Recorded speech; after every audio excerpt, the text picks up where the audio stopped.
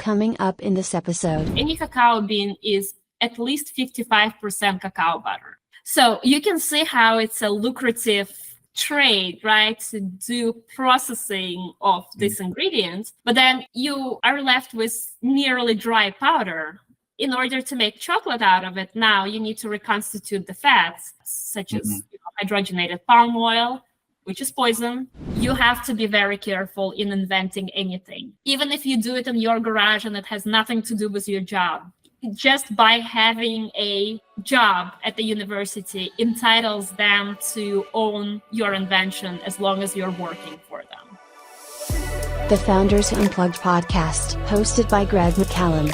Raw, unedited conversations with entrepreneurs and startup founders. Hello, Beata. Hi, Greg. How are you? I'm very well, thanks. How are you?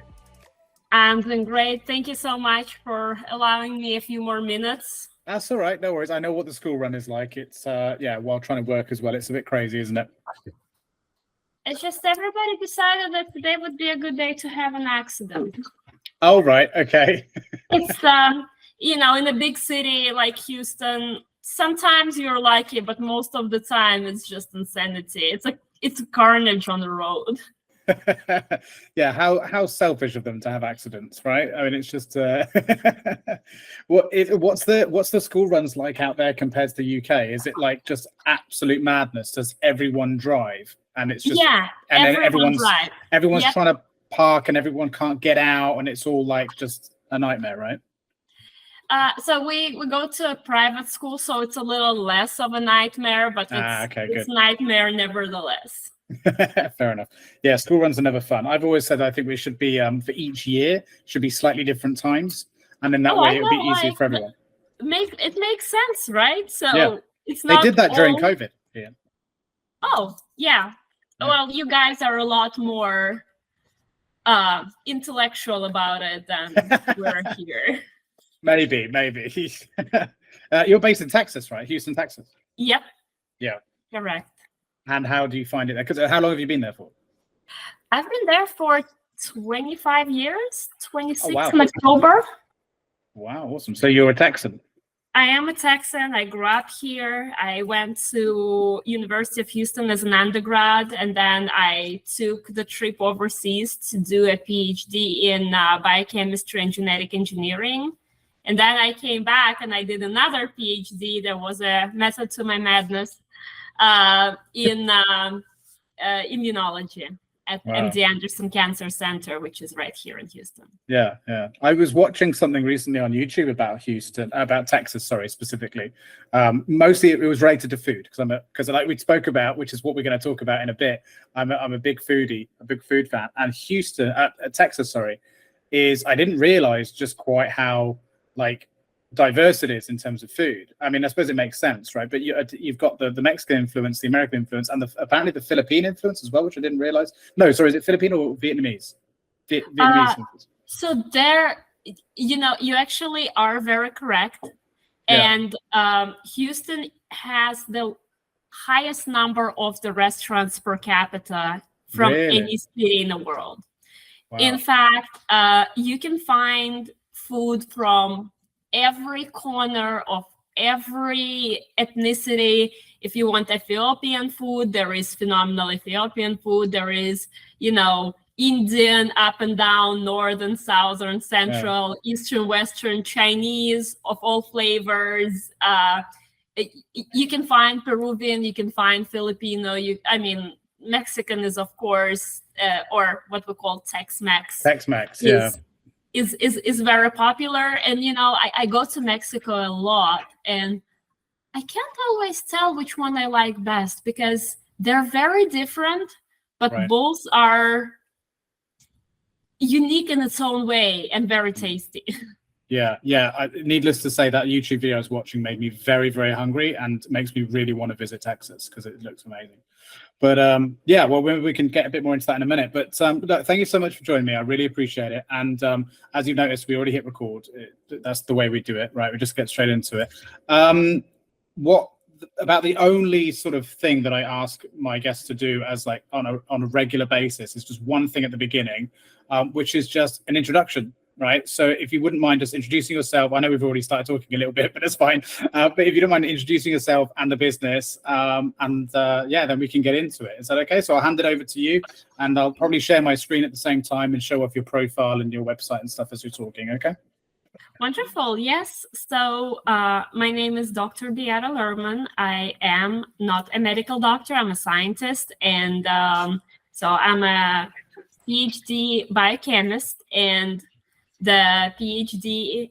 immunologist. And I am very passionate about health. So I started my biomedical career very early. So I was born in Russia. I am from the south part of Russia, bordering country Georgia.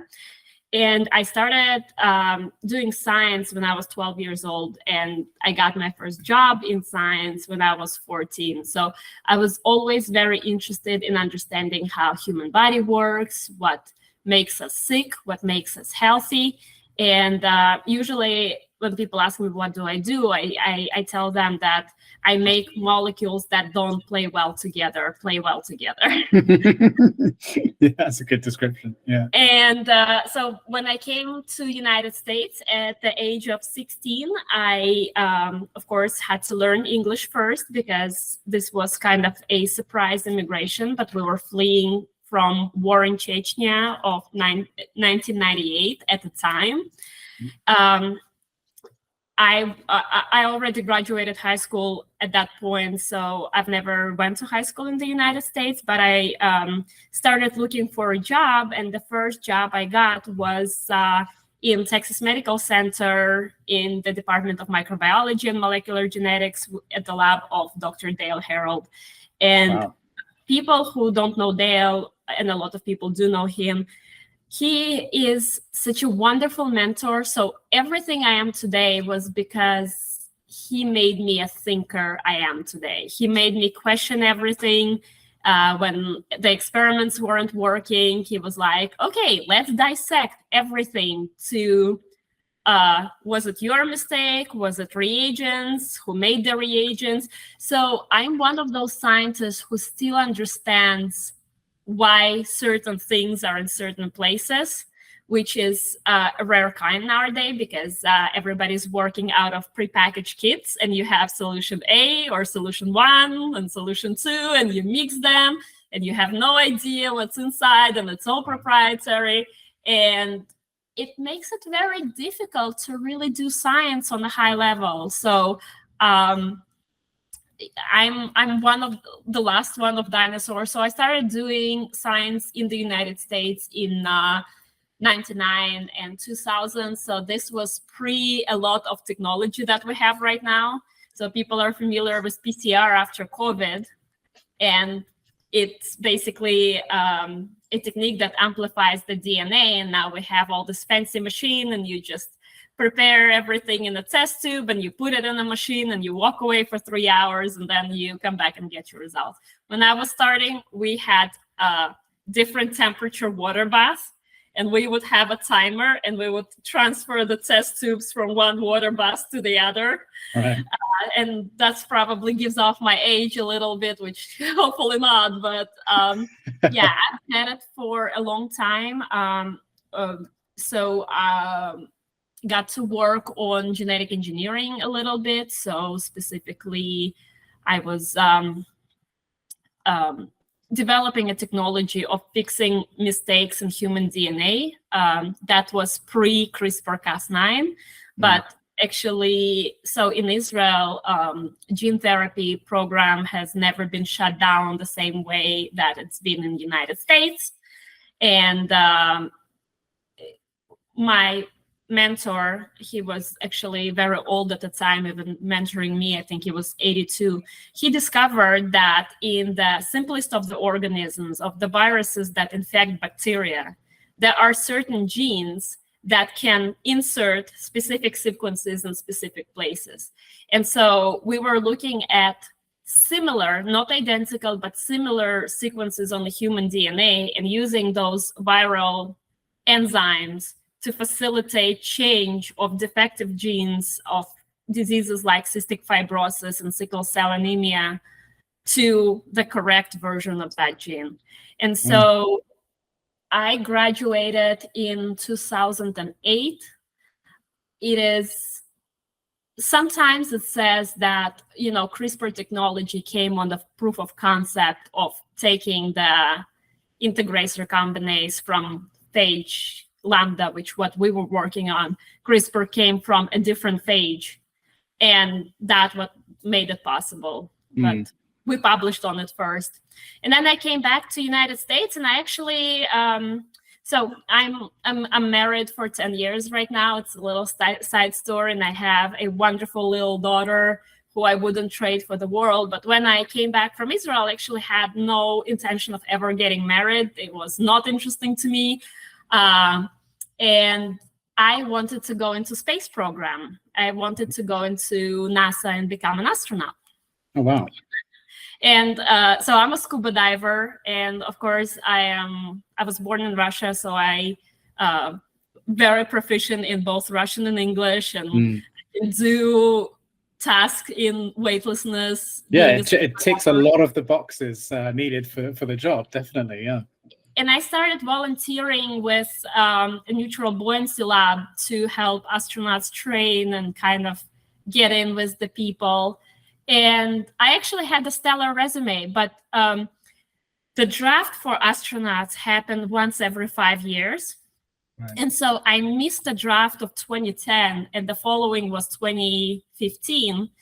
And people who were mentoring me into this position, they said, well, you know what? It would really help you if you have an advanced degree from the United States. And I was like, well, I have time. I really don't have anything better to do. I would just go and get another degree, and then I would check all of the boxes, and I would definitely become an astronaut. Well, then life happened, and at the end of my second year, I met my husband, and the story was, I said I would marry a guy who I would love more than I love my job, and I really did love my job. Like, I would be in the lab at 3 a.m, still running experiments and moving the science forwards. That type of crazy. But he actually did impress me, and we're still married, and it's been 10 years. And so I traded my dream of space exploration for having a family, because once that decision was made, I was understanding that it would be super unfair to go into astronaut training, which is very intense, 3 years. You hardly interact with outside world at all. But I have no regrets, because among the other things, I am an avid scuba diver, and I explore our oceans, which are said to be less explored than the space.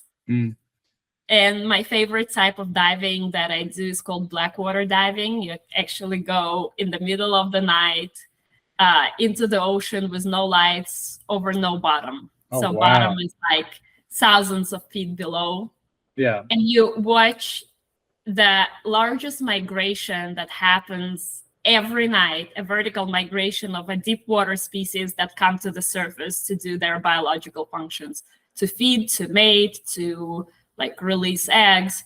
And so I dive with this huge elaborate camera, and we capture those deep water creatures and actually make discoveries all the time, because either the intermittent stages of fish development or a new fish species that nobody has observed during the day, they all come up. And I think we average as a community about 2 new species every week. Wow, that's incredible. So yeah, it's pretty fun. And so there is a huge community of blackwater divers on Facebook and Instagram, and we'll all share our findings. And scientists actually come to us. Sometimes they notice certain animals, and they give us test tubes, and they ask us to capture it so they can check their DNA. And to my knowledge, there's been about a dozen scientific papers written out of us just diving off the boats and exploring the oceans. Wonderful. And that's probably as close as you can get to the experience of exploring space on Earth, right? 100%. It actually even looks like space. It's absolute dark, it's absolute quiet, and then all of the stuff moves around you. And at least you know there's actually life there. So in some ways, probably a bit more going on than in space, right? I mean, we don't know what's going on in space, but they say that space is more explored than the depths of our oceans. Yeah. Well, wonderful. And so you're working in this lab. You've had a family. So then, what was the next chapter in? The next chapter was me going into biomedical industry work. So I went on and I became a consultant and a team manager for a biotech company called Stem Cell Technologies, and that's the Vancouver-based, absolutely wonderful company, and they've continued to mentor and nurture me into, more entrepreneurial mindset. Right. They were the first introduction of how the entrepreneurship game is played. So I was with them for 5 years. Actually, I never wanted to leave them. Running my own company has not been an aspiration back then, but I always wanted to help more people. So one thing that I forgot to mention, out of MD Anderson, I actually invented 2 cancer immunotherapies, which I hold patents for, and it's searchable. The agent is called Peptibody. It's a chimeric molecule of half peptide and half antibody. So it's less immunogenic, means the body will not, the patient's body would less reject it or not reject it as an antibody therapy, because antibodies are bulkier and immune system do recognize them as invaders. But at the same time, it's super effective. So if I can explain just as a quick analogy, I like to say that imagine a body as a medieval kingdom, and you have all of these different roles that live there. There is royalty, there is army, there is peasants, all of that. And all of a sudden, you got an invader who started building a fortress somewhere in your kingdom. And around the fortress, they got a really, really high wall.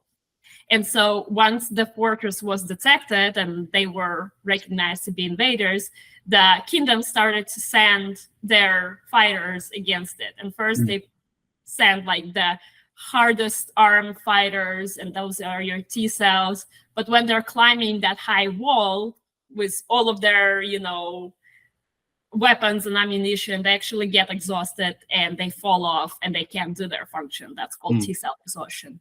So then they send a lighter warrior, kind of like the ninja warriors, a lot lighter with properties they can do. That's your monocytes and granulocytes. But when they climb over the wall, they actually get captured and beaten down and turn into double agent. They start working for the invader instead of for the kingdom. And those are your tumor-associated macrophages and other, sleeping immune system that doesn't let the detection of the tumor by the immune system. And so what my invention does, what my therapy does, where I actually identify a unique molecule on the surface of the cells of the wall, which is called myeloid-derived suppressor cells, and it takes the wall down. And of course, you can imagine if wall is down, then all of those heavy fighters can go in and kill every last one of the invaders. That's exactly what happens in the cancer therapy. Right. And so the advantage of that, first of all, there is a complete remission and there is no minimal residual disease. So none of those invaders could hide somewhere, because those T cells are so. And from my understanding, sorry, that's one of the biggest issues with cancer treatments, is that there are usually residual cancer cells remaining, and it just starts all over again. Exactly. And so this is where, my fascination with molecules come. And as I say, we're all very complex molecular Legos. And now switching into food, everything that we bring into our body are molecules, because we are molecules. We don't look like molecules. We don't look like Lego blocks, but we are. And everything that we ingest, inhale, put on our skin interacts with our own system in one of three ways: positive, neutral, or negative. And when we go to food, especially ultra-processed food, that's more often than not, probably like 99.9% of time, negatively interact with all of the systems of the body. So I had my run at Stem Cell, and I actually wanted to go into clinical science and learn how the clinical trials and compliance work. So I could go back to my favorite stem cell and actually become a vice president or a manager of the technologies that would be used for human benefit, not just for research, but to actually treat diseases. And I went to the company called MedImmune, and I became a medical science liaison. Medical science liaison, what they do is they observe the clinical trials, and then they go and explain clinical trials to medical doctors. So they're not sales reps. They, as a medical science liaison, we are obligated to give fair and balanced information. Means that if we talk about benefits, we have to talk about adverse events. If we talk about dangers, we have to also talk about mechanisms. So that was my first glimpse into the world of how healthcare is being distributed and how much do doctors really deeply understand about diagnoses and treatments and options and how they make decisions. And from there, I went in to actually advise clinical trials from late preclinical stages into phase 3. And that's where COVID found me.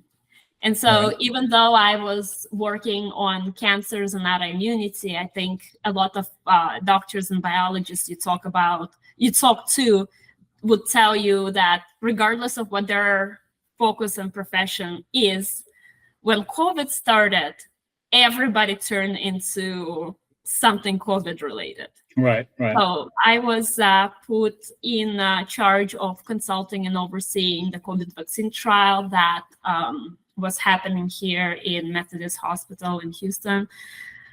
And basically that's where I got really burnt out, because it was a very uncertain time, and regardless of how and what you feel about that time, people didn't have a lot of information. Scientifically, it was a mess. Like, as a scientist, we're supposed to form a hypothesis, design an experiment, have proper positive and negative control, and report data. It was not like that. It was very messy. There was constant. I felt like there was constant stress and fear mongering, and discussions of grandiose proportions, which didn't materialize. But as on the ground consultants, we were actually advising against certain decisions. And then, 2 years later, turns out that we told them so. They just didn't listen. But in between, I would say January 2020 until July 2021, it was part of my job to know everything about COVID that there was. So I was reading a lot of other trials and other researchers from Europe, from all over the world. And actually, there were some really bright ideas about, approaching that virus that just got shut down. Europe actually did pretty well for themselves. So did Israel, but eventually they just got outcompeted and probably outfunded. But being an ethical scientist, and as I said, I'm one of the last ones who really cared about true science. Maybe it's not, maybe I'm wrong. I would love to be wrong, but I just couldn't do it anymore. I didn't like the lies. I didn't like the fear mongering. I didn't like, the control and blowing things out of the proportion. And with the blessing of my husband, because I was making a lot of money, advising the trials, even in immuno-oncology and autoimmunity, he said, if you're not happy, leave, and you'll find your next, you'll find your path and something to do. And I did. And while I was searching for my path, there is also a side where in the late 2018, I was diagnosed with lymphoma, with cutaneous T-cell lymphoma, cancer myself. And it was very ironic because the department which I did my Ph.D. in was lymphoma and myeloma. Wow. And of course, I had, my daughter was, I think, 14, 15 months at the time, maybe a little longer, maybe a little older. No, 14 months, yeah. And my husband just freaked out. He's like, what am I gonna do? Please don't die.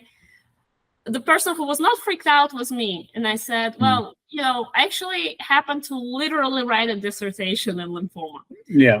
So what I will do is I will go to, so my PhD advisor is in California now. So I didn't want to go and bother him. I went to my vice chair of committee and at MD Anderson. And I basically said, can you get me my invention, my peptibodies? And if I need to isolate it, just give me your lab. There is an HPLC machine. I can make my own. And he said, there is 70% of MD Anderson is working on your invention. We have plenty. So my PhD advisory and supervisory committee became my care team for my cancer. And I got immunotherapy as the first line when it's not typically done, but there are perks of being an inventor of something. Of course, yeah. I walked away, I would say, cancer-free. It has not surfaced for last 5 years, and we monitor continuously. We're doing liquid biopsy when in the blood they're looking for circulating tumor cells, and it can be like 1 or 2 cells in like 30 milliliters of blood. So, but there are technology to detect it, and they're not there. So it's an interesting story that you don't hear very often, but one of my passions is also helping regular people navigate the healthcare system, and especially if they're cancer patients and they're looking for additional second opinion, arming them with the information and questions of how to talk to their doctors if they are unhappy with just chemo and radiation. That is a standard protocol. And some people can afford to pay consulting fees to me, and I'm happy about it. And some people can't, and I help them anyway, because I really care. Maybe I shouldn't, but I really do care about people. I think you should. I think that's a good thing to, a good fault to have, is to care too much. Definitely. I think that's a great thing. But as part of my recovery from my cancer, I knew as an immunologist that the only cells that use sugar to grow and divide are cancer cells. Every other cell in the body can use alternative fuel. And so because I want to see my daughter grow up and I don't want to scare my husband to death again, I decided to cut out sugar out of my life entirely. So I I've been on ketogenic lifestyle, and people can scream and yell all they want, like, this is dangerous, it doesn't work. A lot of things don't work, including pharmaceuticals, if you do them wrong. But if you really understand the core and what is being targeted and how to do it, you can actually very happily live without carbs. Because so I wear a continuous glucose monitor. I'm on the long sleeves today, but it's on my arm. And by that, I can see that my body produces all of the sugar it needs when I don't eat it. Because sometimes, actually, first thing in the morning, like around 8 in the morning, and I don't eat breakfast, I see that spike in my blood glucose levels. And that's because my liver actually generates the sugars that it needs to get me going in the morning. So there is a biochemical mechanism. So I went off sugar, detoxed from it.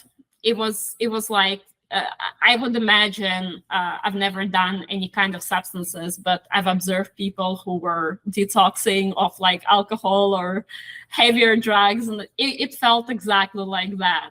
Like everything hurts, you wallow in self-pity, you don't, like, you're intolerable for a few weeks, and then it passes, and magical things happen, including your cancer don't grow because it has no food.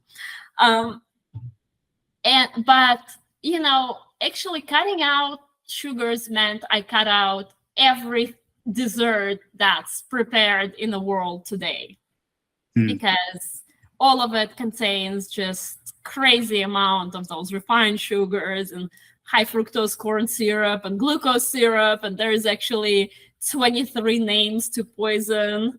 And, you know, sometimes people would tell me, oh, I don't use sugar, I use agave syrup. And I just go like this. Like, it's the same thing. It's sugar. Yeah. Your body doesn't care what the marketing team called it. Yeah. The metabolism of those things, date syrup, agave, what is it? Other thing that people really love, coconut sugar. It's like all the same. I'm actually writing a book right now about this, about the other names of the sugar that the industry is using and hides the fact that it's just full of sugar. Sugar's sugar. It doesn't really matter too much. To the body, sugar. It's right. It doesn't care that it's white sugar cane sugar that's refined. It doesn't care. It's just the fact that it's sugar, right? Exactly.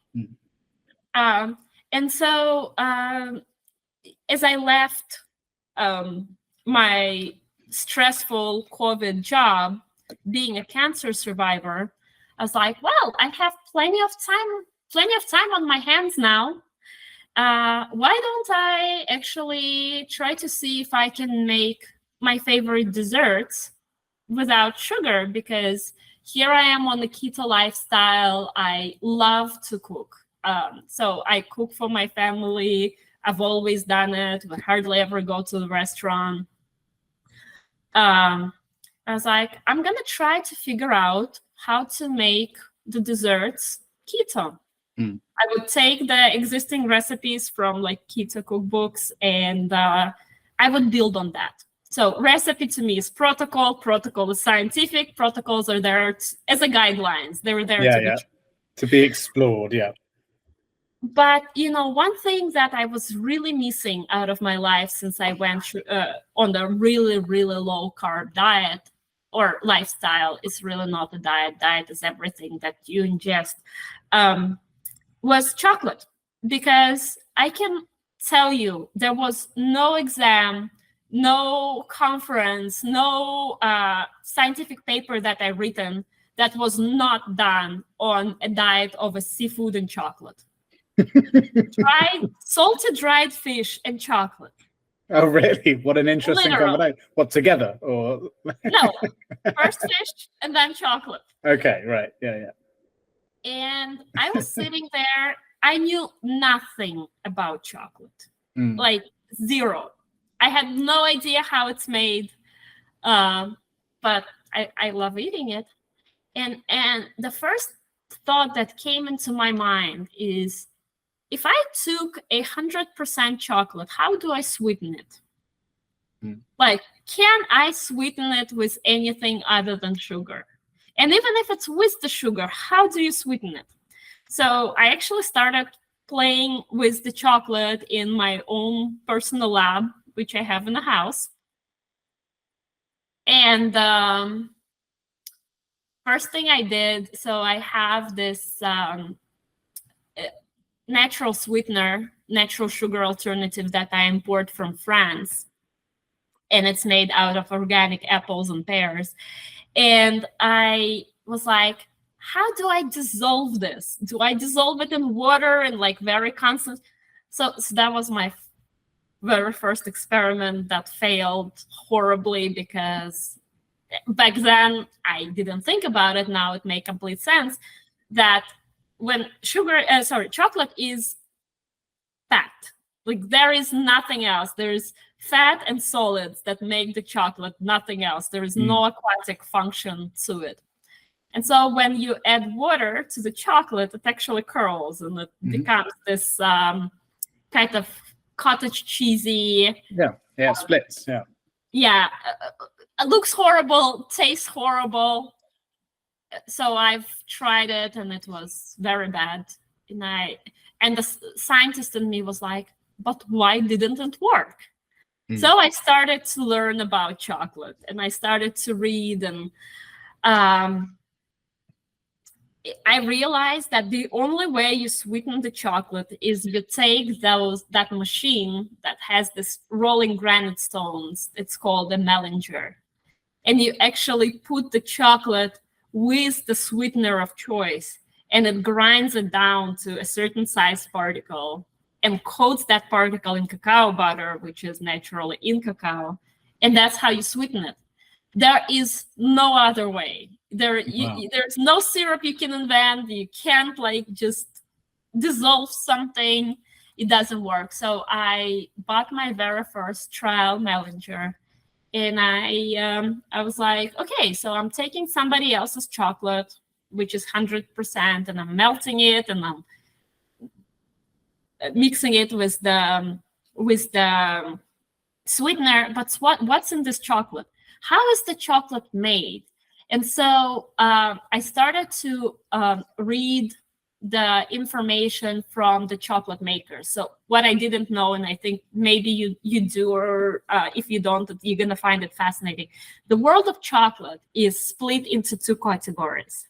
There are chocolatiers, which most people familiar with because they make all of this amazing, beautiful things out of chocolate. And there is chocolate makers. And chocolate makers are actually the one who take the cacao beans and they turn it into the chocolate mass, which then they just solidify and sell to chocolatiers. Most of the time, chocolate makers have no interest in crafting chocolate, and chocolatiers know nothing about chocolate making. So very rarely you get both. And usually it's with like a bean to bar kind of boutique chocolate shops. Well, so I started looking for the chocolate that I can craft going into chocolatier round. But the truth of the matter was, most of the chocolate that was clean, that the ingredients were compliant with my lifestyle, was completely unpalatable. And it was unpalatable not because it was not sweet enough. It was too sweet. Oh, really? Okay. It's very easy to mess up a chocolate on a sugar substitute when you don't know what you're doing. And then anything that was actually really palatable and you'd be like, okay, this is decent. Then you look at the ingredients. Like, we have this brand called Unreal, and it's like little 4 squares, maybe 12 grams. And they have like 6 grams of sugar. And I'm like, there's nothing unreal about that. Totally real. makes sense. Mm. Yes, it's not 8 grams of sugar, but it's still a lot. Yeah. I mean, my daily allowance is about 12 to 15 grams of carbs from all sources. Oh, wow. Okay. Yeah, that includes like vegetables and maybe an occasional fruit, but it's not a lot. Like a couple of those Unreal candies and I can't eat anything. And so I started to think, well, where do you get cacao beans from? How do they grow? And we went to Costa Rica and we found a farm, a cacao farm, and the farmer was very generous to show us what cacao beans look like and what their taste like. And by the way, cacao is a fruit, and it has this white pulp that surrounds the beans, which are the seeds, and it's very sweet with chocolatey aftertaste. It's amazing. It's amazing to eat. And so I started to learn that actually a good cacao is a fermented product. So once they pick the cacao beans, they take the skins off, and skin is very thick, and they ferment the beans similar to coffee in the pulp of the cacao, and all of the fruity notes and sweetness and all of these different flavors actually infuse into a bean through the pulp that was once surrounding it. And so usually a fermentation process is between 3 and 7 days, depending on what you're trying to do. And then they dry it, and then they either roast it or they send it to the chocolate maker, and the chocolate maker has the roasters and continues to prepare the chocolate to become the final product. Unfortunately, what happens most of the time is those cacao beans get very, very processed. And the reason for that is any cacao bean is at least 55% cacao butter. And cacao butter is very, very expensive commodity. It's very sought after in cosmetic industry, in different chemical industries. So if you take the beans, for example, out of Cameroon or Ghana, and they're around $2 a kilo, or like $1 a pound.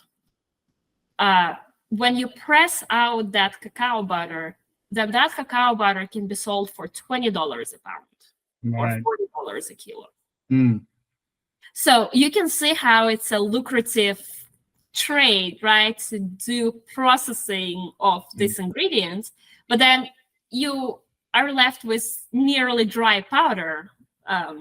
So in order to make chocolate out of it, now you need to reconstitute the fats, and the fats that usually being reconstituted for is hydrogenated vegetable fats, such as hydrogenated palm oil, which is poison, or like hydrogenated different vegetable oils, which is also poison, but it gets solid.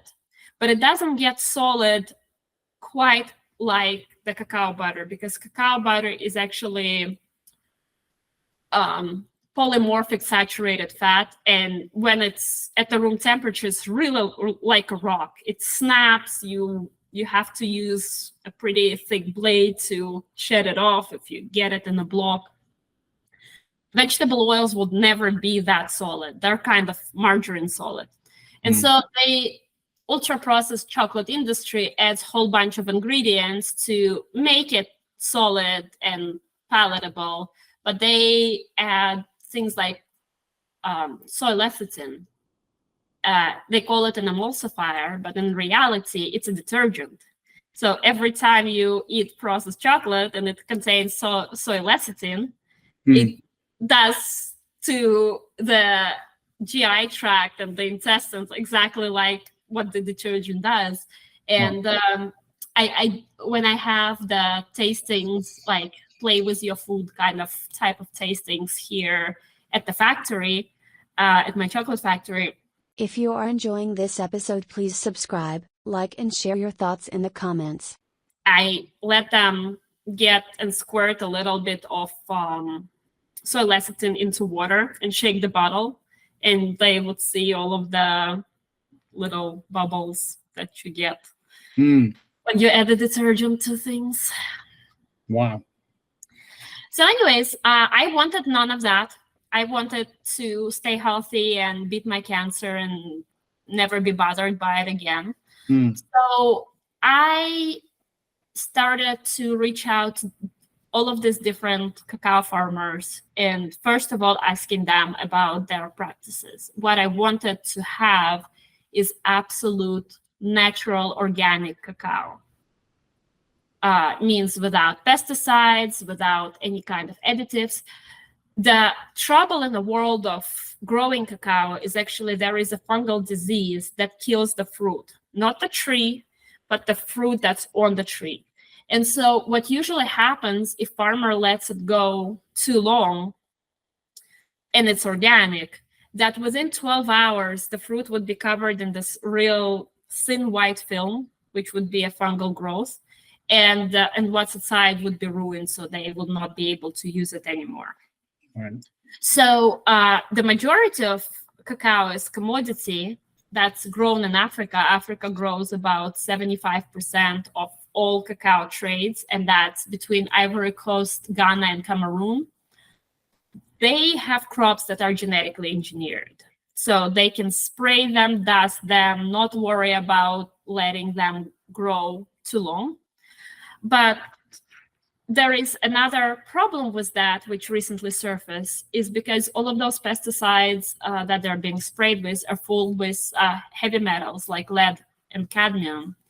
And it's actually been known since way back in 2008, the American Confectioner Association has issued a memo that, guys, you need to do something about all of this cadmium and lead in the soil, because when we refine the chocolate, it breaks them apart into particles and it releases all of those heavy metals, and people get toxic effect.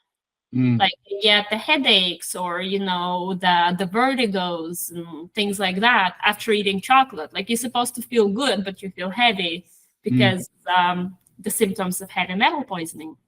So being aware of all of that, of course, this is pre-Sinless Treats.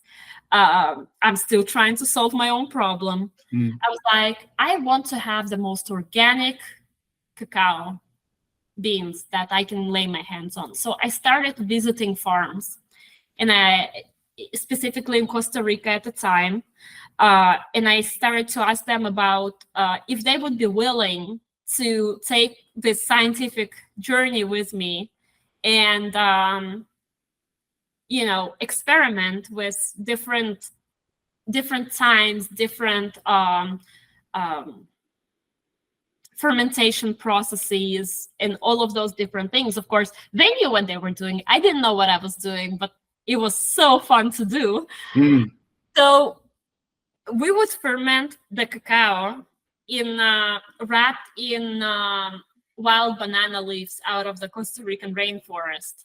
And we would go between 4 days, 5 days, 6 days, 7 days. And I would take the samples and send them to the lab for different micronutrient and phytochemicals and amino acid analysis. And we found that 6 days of fermentation, so just slightly under fermented, gives the most amount of phytonutrients that would be beneficial to the body. When people come here who know chocolate and been in chocolate for a while and they try the beans, just the raw beans, they're like, this is under fermented. And I would say, you're right, but this is the best health quality of the chocolate. Like this is food as medicine stuff. Right. So anyways, and then amazing thing happened. We were contacted by a farm from Ecuador, and they said that they have a very unique type of cacao that's called Cacao Nacional, or also known as original DNA cacao. So those cacao variety was thought to be extinct until as recently as 2012. And in 2013, a small number of those trees were found in Ecuadorian rainforest and confirmed by plant geneticists. And the local farmers decided to bring it back from the brink of extinction and start cultivating it. But it takes, on average, 5 years for a cacao farm to start producing the cacao. And so they contacted me in the late 2021. So they've had it already growing in 2019. So I took my family and we went to Ecuador, and we went onto that farm and saw their processes. So it's the same cacao that Mayans and Aztecs used to use in their ceremonial chocolate drinks. And I was really, really impressed with the flavor. And because their original DNA and it's like a wild cacao sort, no chemicals ever touch it. And so what happens when they cultivate that cacao is we wake up really early, around 5:30 in the morning, and we get on the buggy and we start driving around the entire farm, because that's not monocrop farm. It's actually very organically positioned, the trees, amongst like other food trees, nut trees, because like coffee, cacao would absorb all of the flavors of other plants that grow around it. So if they have a lot of like hanging things, they would have more earthy taste. If they have fruit trees, they would have fruity notes. And so they don't just destroy everything and just monocrop cacao. They grow it the same way they used to grow in the rainforest. And what we look for in the morning is the cacao fruits that are turning color. So cacao pods can start out any color and end up any color. It can start purple and end yellow. It can start green and end yellow or red or purple. Really? Okay. Different varieties actually really can be any color. But the way you know that the pod is ripe is actually when they finish the transformation from one color to another. And so they watch which ones are finishing the transformation, because at the evening run, they will be picking those cacao fruits and then, opening them up and fermenting them. Because if they let it go until the following morning, the fungus would already get them. Right. So the result, actually the most aromatic cacao with phenomenal taste qualities. It starts out very fruity and rich, but not very astringent. So just very, very pleasant experience. And there are a few farms in Costa Rica that also farm the Cacao Nacional. So I eventually found them. And now I work exclusively with that cacao beans to make my chocolate. And then people ask me, well, it's sugar-free. What do you sweeten it with? And it's always a fun question to answer, because the food processing industry did a great job just misleading people and feeding them all kinds of false narratives that I can see breaking every time we have that conversation. And so I tell them, we sweeten it with stevia. And immediately after that, I say green stevia and not white stevia.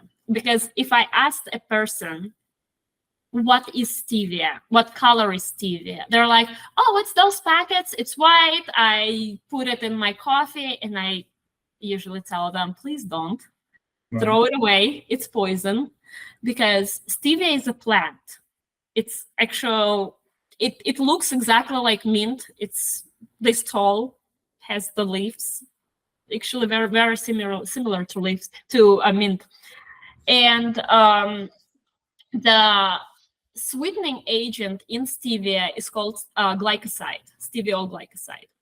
And so as anything that comes out of a plant, steviol is not water soluble. So, some people take dietary supplements, right? So a little sidetrack. We all know that turmeric is a phenomenal dietary supplement for immune system. But a lot of people don't know that if they take that peel of turmeric and they chase it with water, it would actually fall out like a brick powder. It will come in and out absolutely unchanged and won't do anything for their immune system. So if people take turmeric, they actually have to chase it with something fatty.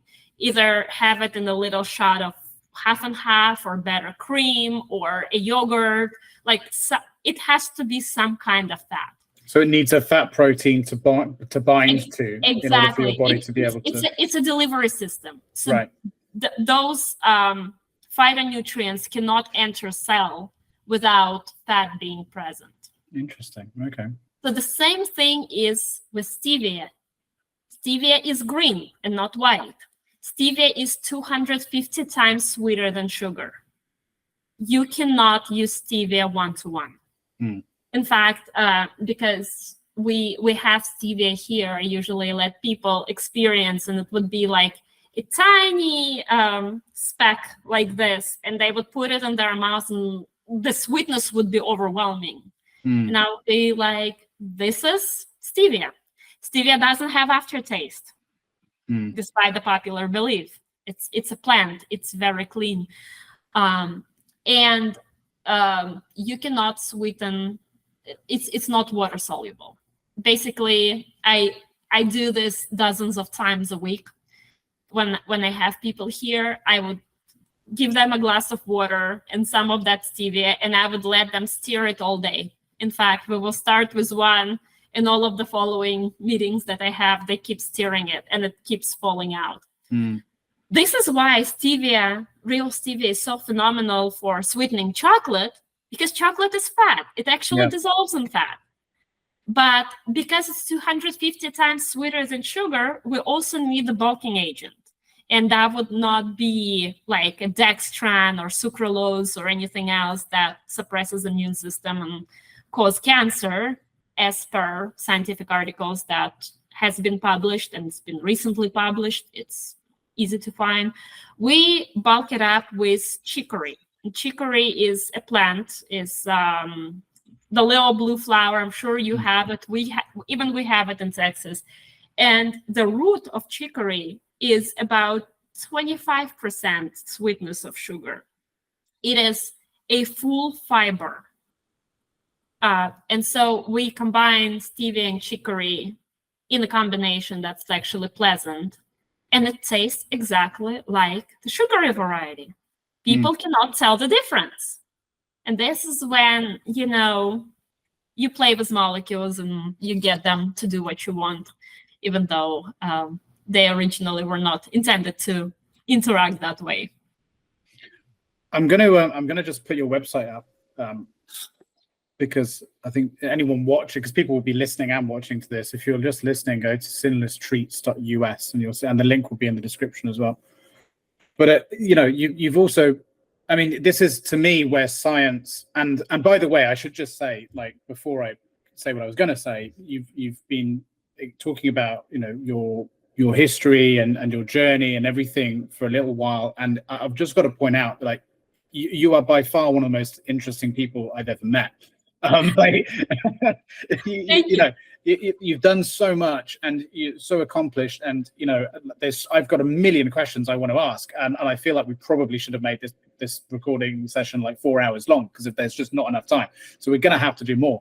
But yeah, I just wanted to say that before I went into this. But looking at chocolate and the company you've created, Sinless Treats, and the variety of products you've got on here, I think it's safe to say that you've found basically the bridge between science and art, right? And like it's not just because of the fact that it looks the way it does, which is astounding, but just your approach to it is incredibly refreshing. Like you just said there about using chicory and stevia and chocolate and combining those three things. Like like you said, no one had thought of combining those things before, but you've taken a scientific approach to it that is just mind-blowing. Like, I don't think anyone would have thought of that before. And like I said, I've got a background in chefing, and I actually looked into, I was very close to becoming a chocolatier because I was studying in France and needed potentially an area to specialize in. And I know for certain that any of the people I would have spoke to there would have just said, this is how you do it. This is how it's always been done. Don't deviate, right? So you're absolutely right. And, it's funny because to this day, and I've been doing chocolate for 2 years, I haven't had a formal class on chocolatiering. Right. And at first, but if you want to innovate in something, that wouldn't be useful. Exactly. At first I felt inadequate because, sometimes, before you figure out how to temper and do this and do that, certain things don't work consistently. And so I was feeling a little lacking. But at the same time, exactly what you said. What if I went and I learned and they told me, this is how you do it, and every other thing is wrong, and I would never even try. I would never even gone this direction. I felt I was unlimited in imagination when I just decided to reinvent the chocolate. Yeah, you weren't shackled by the preconceived notions of what it was to make chocolate, in the same way that by the sounds of it throughout your career you've taken a very similar approach, in that you're talking about how as a scientist you were trained and mentored in a way that was very much to approach the problem in a true scientific way, right? And so then when you're presented with things from a scientific basis, you're really going in at the ground level without the preconceptions or any potential biases, which is what science should be, right? Whereas if someone is being trained in a very specific area of science to focus on one maybe very specific part of the scientific process, the requirements there are just for them to repeat that process over and over again and to be good at that, without giving them the full spectrum of how to, or to even question why they're doing it in the first place, which means you don't breed innovation. You just got a robot, right? So you're right. Yes. And this is what breaks my heart when I see the graduate students of today and tomorrow, because we got so commercialized, we got so entrenched in other companies making money that nobody's asking questions. What am I putting there? Why am I putting there? Right. What does it do? What would happen if I put less? What would happen if I put more?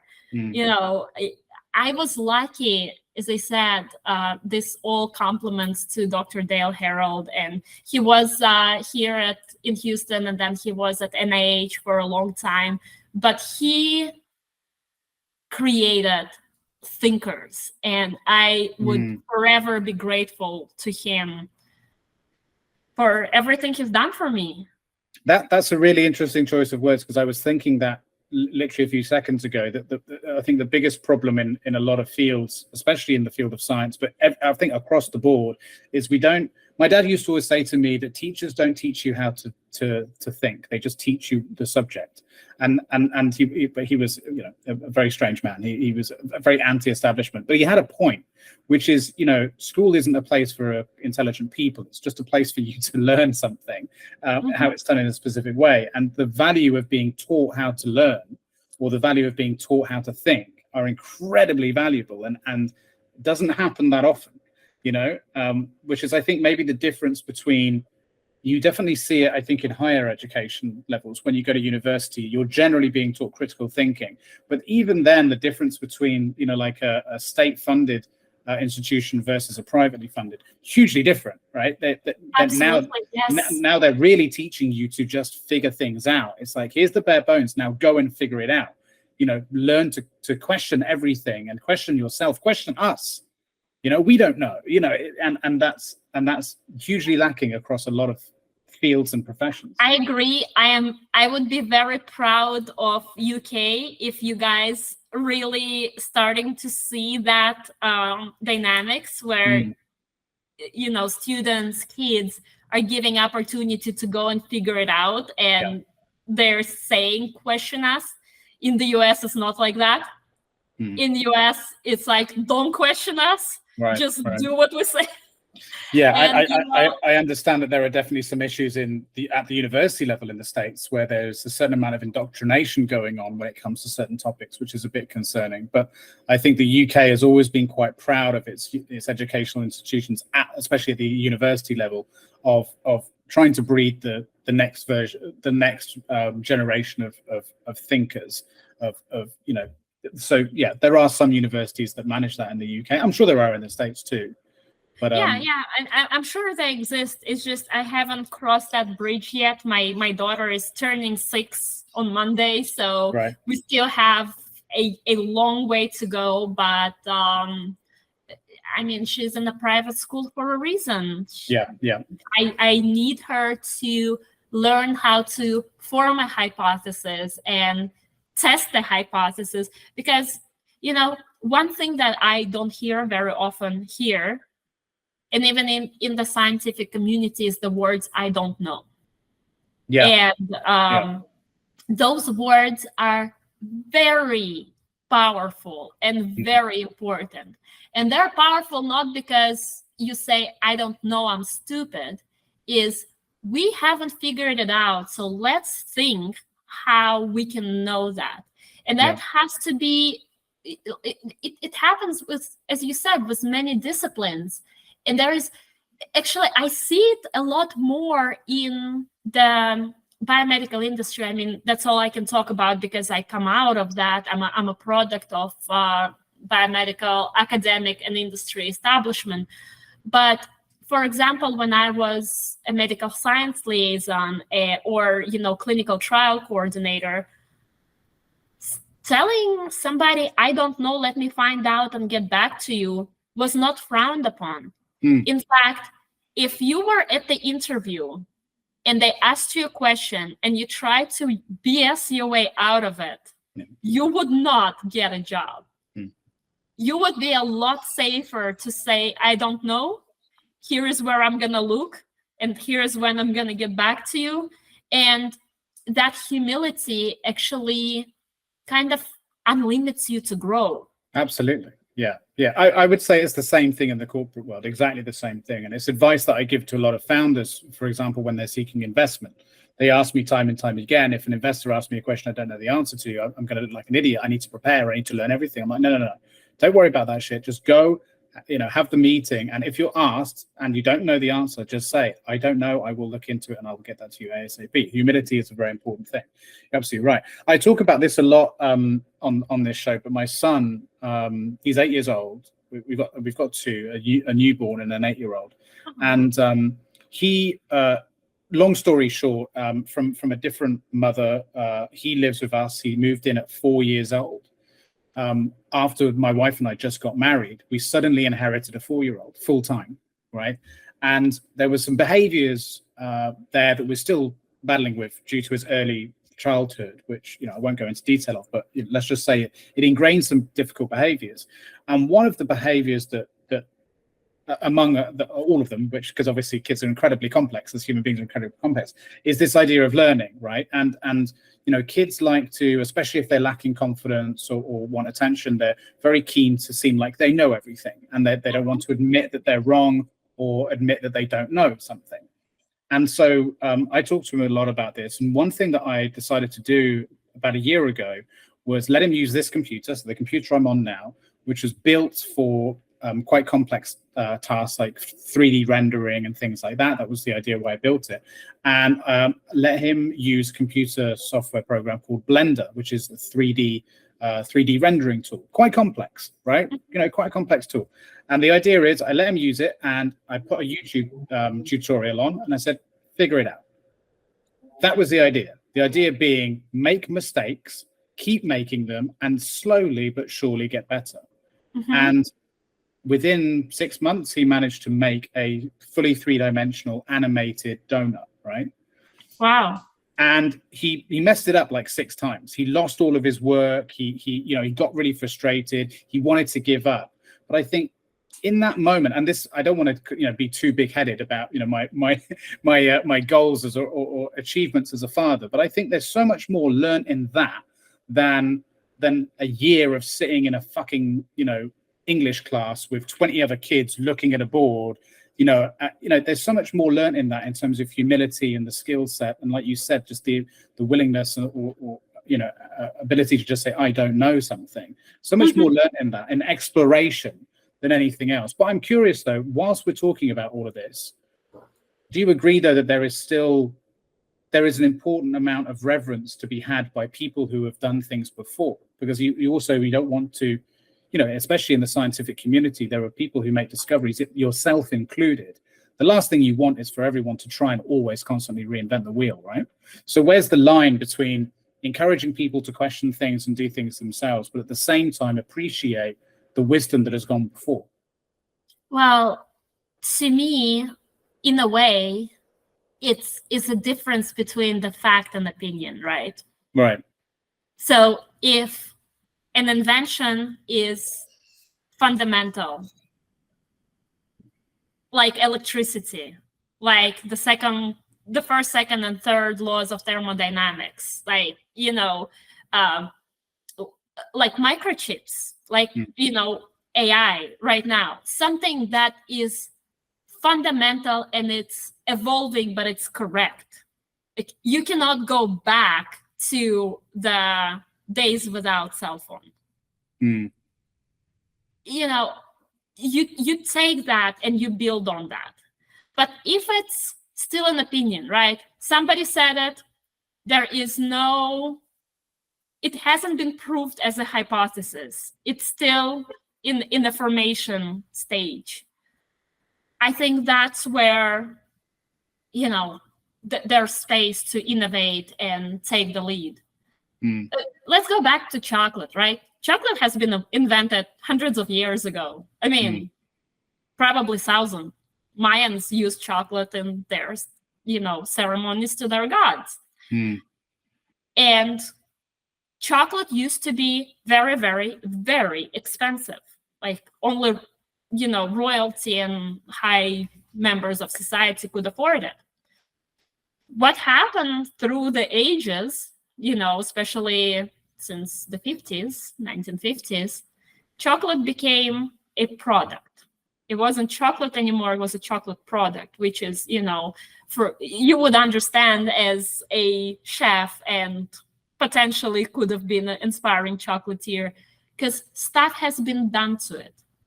Was it done to improve it? Definitely improve the bottom lines of companies that did it. Right. But what happened to health? To me, you have to look at the ripple effects. And this is what I'm teaching my 5, soon to be 6-year-old now. When you make a decision, when you make an action, think, the first level that's going to be affected by the second level, the third level. Think as far as you can. Develop those scenarios. Live through them. Choose the best one. What are the ripple effects of those decisions? Exactly. Yeah. So, as I said, let's take Elon Musk, right? He invented a first electric car that was mass produced. Well, he was not who invented it first. It was actually invented before in the Gerald Ford's time, but they shelved it. But it was a fundamental discovery that he probably looked at. He's a very smart guy, but he made it possible and widely available. And that's actually, I feel that's the difference between the entrepreneurs who make it and who don't. It's not that their idea is bad. And, when they say that 90% of companies, the startups are closing, it's not because the idea is bad. Idea most of the time is good. It's the execution and the path, the steps that you need to take and resources that either were there or were not, and either made it or broke it. So I feel that if somebody is out there and they're building a company on a solid foundation, and they are, innovating the next iteration of that, and there is a real need. That's what I didn't know when I was starting my company. I was like, well, I need chocolate without sugar that would taste great because I'm very picky. I have very high standards. And then I was like, well, while it tastes great, I want it to look great. I want to be happy looking at it, biting into it. I want it to be an experience on all levels of senses. But for me, so I did that mistake, and I'm kind of proud of it. But if there is a new entrepreneurs listening to this, don't do what I did. Explore if there is a niche. Right. It just happens to be that everybody loves chocolate, and we just came out of pandemic, and people with the metabolic syndrome had the worst outcome. So everybody's trying to cut sugar now. But if you're innovating in anywhere else, even in clothing, I feel like the world is so saturated right now that you really need to find the gap in the field. And then take what's been fundamental in that and maybe forgotten and build on that. Did that answer the question? Yeah, kind of. Yeah, I mean, I think what's interesting, that again, I've got so many questions I want to ask you about a lot of the things you've said, but what I find, just as an observation, what I find really interesting is a common theme with some of the people I'm speaking to in this series, who have entered into an area that they originally weren't familiar with. I've spoken with a couple now. So you with chocolate and a couple with like other things. And what's interesting is their approach is very lateral to that as a consequence, like we've talked about. And it feels like almost that's needed. And you said, maybe don't make the same mistake you made. But the thing is, like you said to your own admission, you didn't really go into this really with the idea of starting a business, right? You were just like, I'm curious. I've got some time to kill. Like, I don't have anything on at the moment. I want to see if this is even possible. So I suppose, I mean, it was a happy accident that maybe you fell into, discovering that there was a business to be had here. So I suppose, anyone who's maybe going down that path, who's just curious about fixing a problem, that I wouldn't say necessarily stop doing that, because if one day you might decide to build a business, like I think exploration and curiosity is still a very important thing and clearly a part of who you are. But I do have to ask you though, because of you talking about this is both hugely exciting and hugely depressing at the same time. because I think we both know that everything you've discovered about chocolate and, the fact that it's, like you said, it goes through all these different processes. It's basically not chocolate anymore by the time we consume it. That same process is happening to every single food item in the supermarket, pretty much, right? Correct. So, I mean, that's hugely terrifying. That like it's exciting that you are out there doing this for chocolate, but it's equally terrifying that there isn't another 100,000 entrepreneurs or founders approaching the same issue with every single food that there is going on our tables and into our bodies, right? Like, how do we address that problem on a bit more of a scale? I think your question and this issue is directly related to what we were just talking about previously. Right. And, I think that I will give you a little insight about scientists.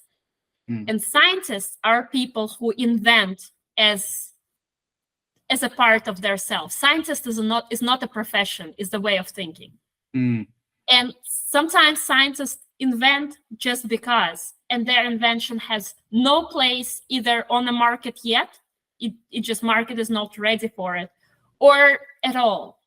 And it's a question of the resources. And I've seen it in academia extensively, but I also have seen it in industry science, when a technology would be invented and then it would be given to the salespeople and they cannot sell it because nobody wants it.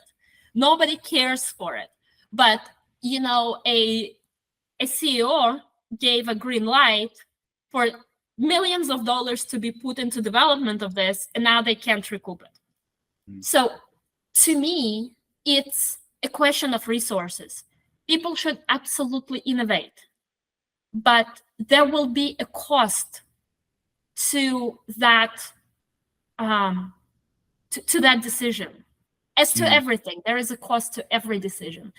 And I absolutely, there would nothing that would make me happier than seeing the world reverting more to the natural way, going away from the processed food. Processed food is the reason of majority of chronic progressive diseases that did not exist 50 years ago. We did not see type 2 diabetes in kids. We did not see kidney failure. We did not see so much Alzheimer's and dementia and Parkinson's. This is all a result of having those, unstable shifty molecules interacting with ours, replacing solid building blocks in our hormones, in the endocrine system, in blood, in organs. Something to think about, that the annual revenue of agricultural industry is $1.7 trillion in the United States. At the same time, the profit of pharmaceutical industry is $3.2 trillion a year. It is an astronomical amount. This is gonna bankrupt the countries. Like, to have this, healthcare for all is a pipe dream, because first of all, there isn't enough doctors, there's not enough healthcare providers, they're not really being educated or have capacity to care for so many people. So there absolutely should be innovators that would go into food and make food real food again. There is actually resources for those people. Dr. Robert Lastic out of University of California, San Francisco, is having and supporting quite a few initiatives, and he's taking it to Congress to regulate ultra-processed food. But what the entrepreneurs need to know is, and it doesn't have to be, mutually exclusive. They can still research, people can still research where, the innovation needed. For example, somebody wants to make, better pasta. It's absolutely needed, but they need to understand how would they go to market? How would they take on the, very well-rooted establishment that can just buy them off for this reason, And I'm sure it's happened. I'm sure it's happened time and time again. So you have to have a certain personality, and I hope I do.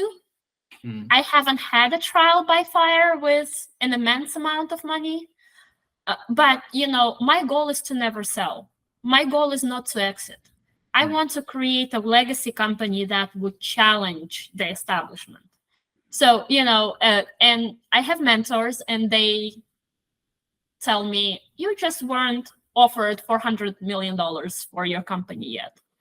And I'm sitting here and I'm thinking, if I'm offered 400 million, if I'm offered 1 billion, would I take it?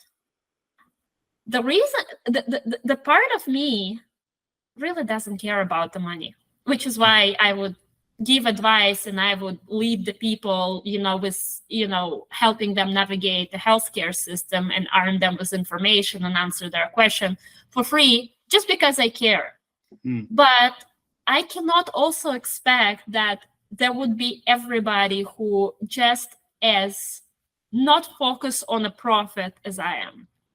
Like, I care about my people, I care about my employees. I mean, I care to have a good life, but I own my house. I don't have a mortgage. I took care of that. My family is okay. My husband has a plumbing business here in Houston. He's brilliant. He's absolutely just an incredible inventor and innovator. He created a lot of machinery for the chocolate, just imagined it and put it together. And really, wow.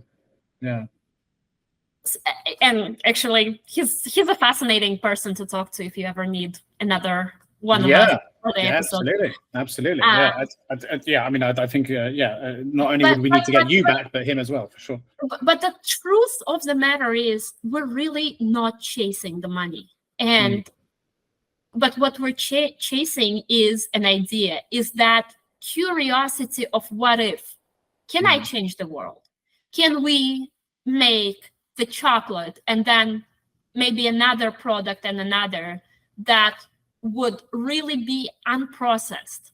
You know, my dark chocolate, if you looked at the ingredients, the serving is third of the bar.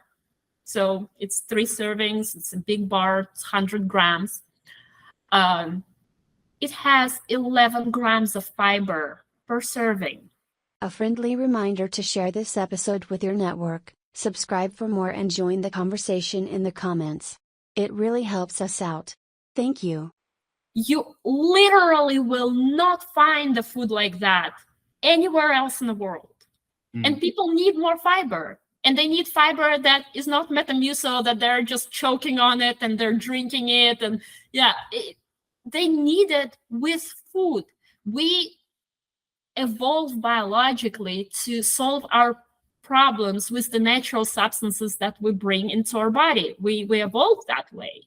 And now we are sick because we're moving so much away from nature and into the factories, the production companies, that our body doesn't know how to react anymore.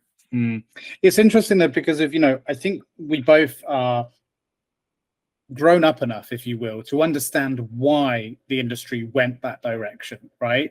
I don't think it was, at least personally, I think it's safe to say that it wasn't intentionally malicious or evil. It was driven by profit, yes, but it was also driven by to some degree just the demand, right? I mean, everyone is to blame for the direction that the industry went, because if you expect to get that fruit all year round, or always have fresh eggs, or always have milk, then things need to happen in the process in order to make sure these things are always available. And this didn't just happen overnight. This happened over a very long period of time in order to get that. And so, it's understandable. And food science wasn't as developed as it is now for individuals like you to be able to fully understand the repercussions of this. I mean, at the time, I'm sure they consulted scientists, and because of their limited information available, they probably went, yeah, it would probably be okay, right?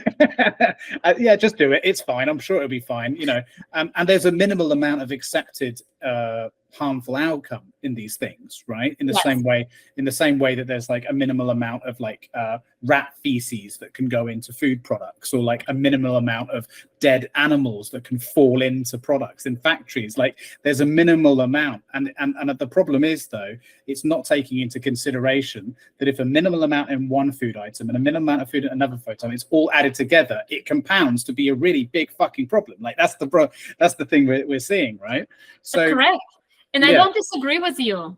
And I think this is where we go back to those very powerful things I don't know.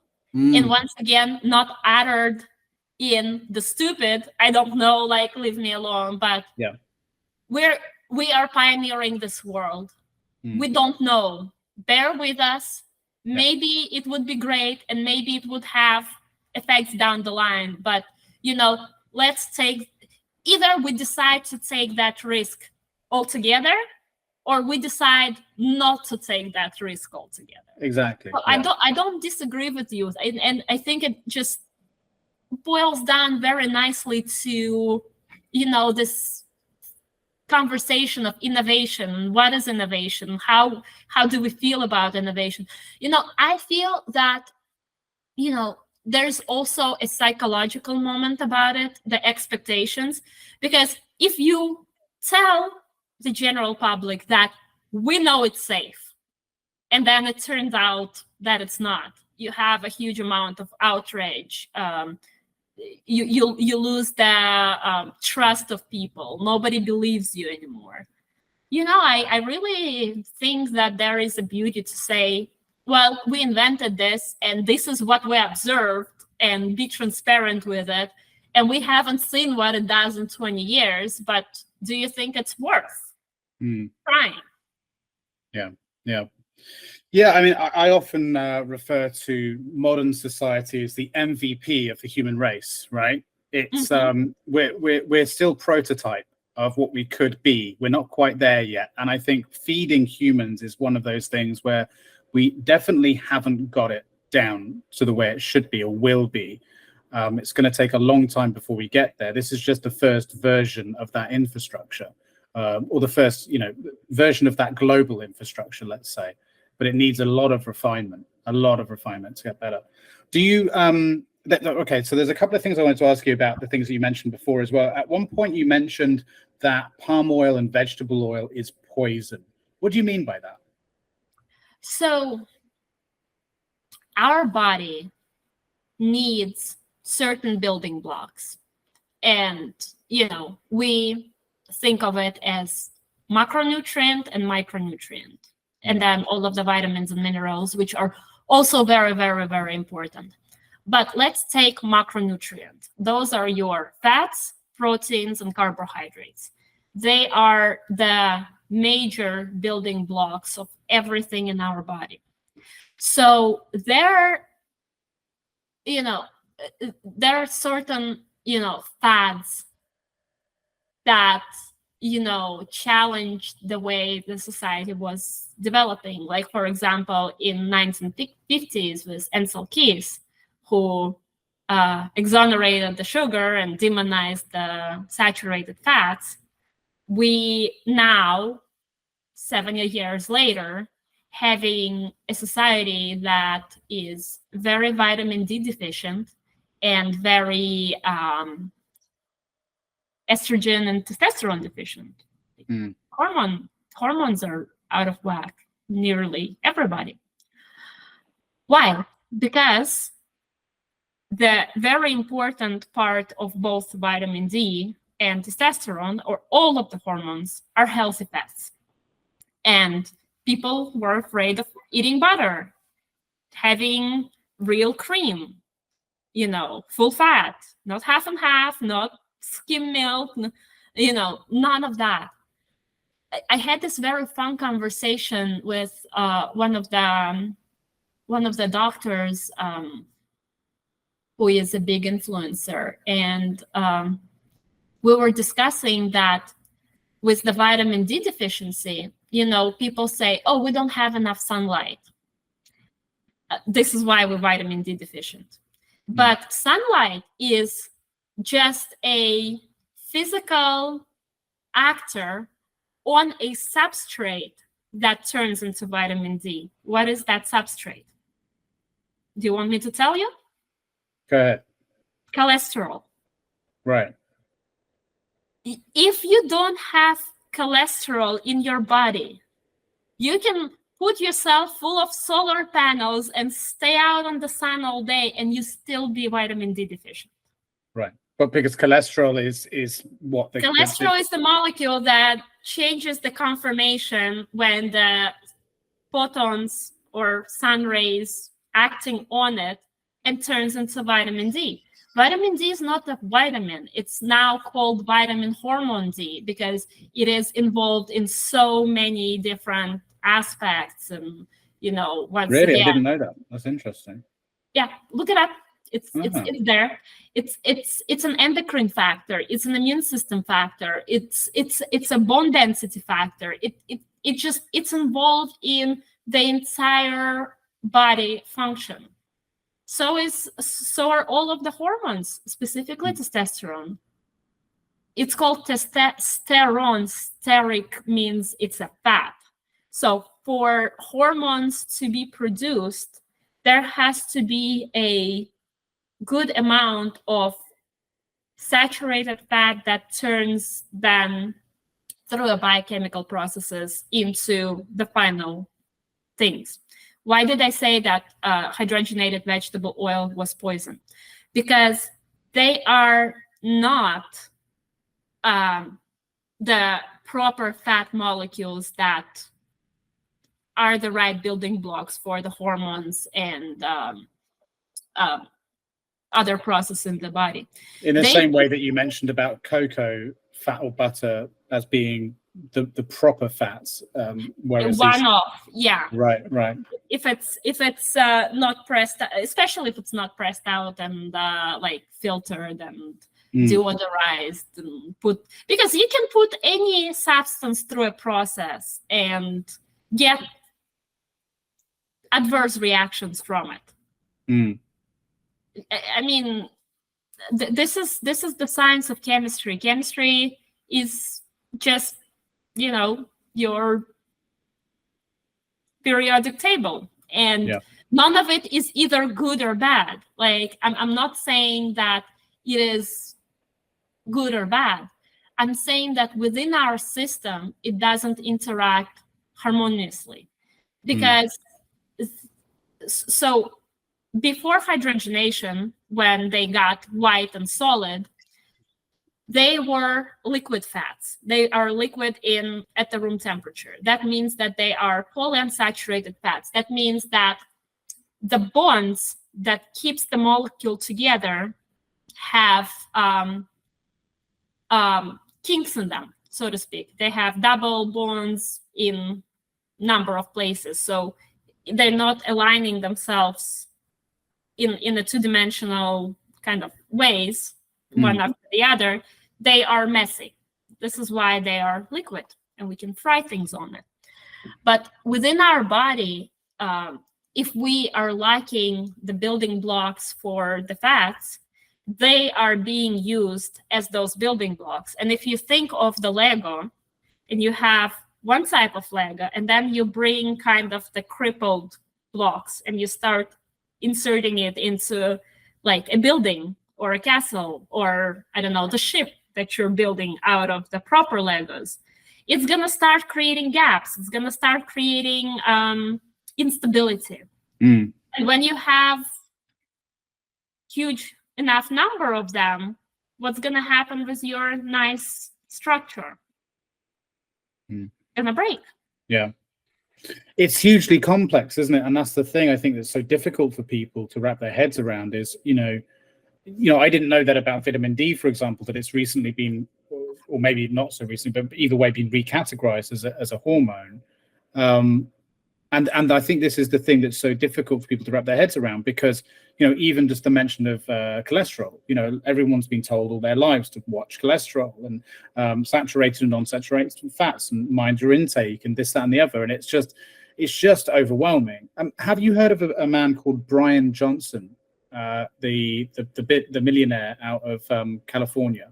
Yes, I do. I kind of follow his journey. It's fascinating to me. It is hugely interesting because he's taking this approach of, I mean, with this experiment that he's doing, isn't he, to sort of look at measuring every aspect of his health with the goal of maintaining youth and all this, or just in general, just wanting to optimize his health. And he takes such a detailed approach to the level of every single molecule that his body ingests, and he's trying to find this perfect balance, basically, isn't he, between of everything he takes into his body, the perfect amount of sleep, all these things. He's looking at every single factor, and he believes to have cracked the code to some degree on that.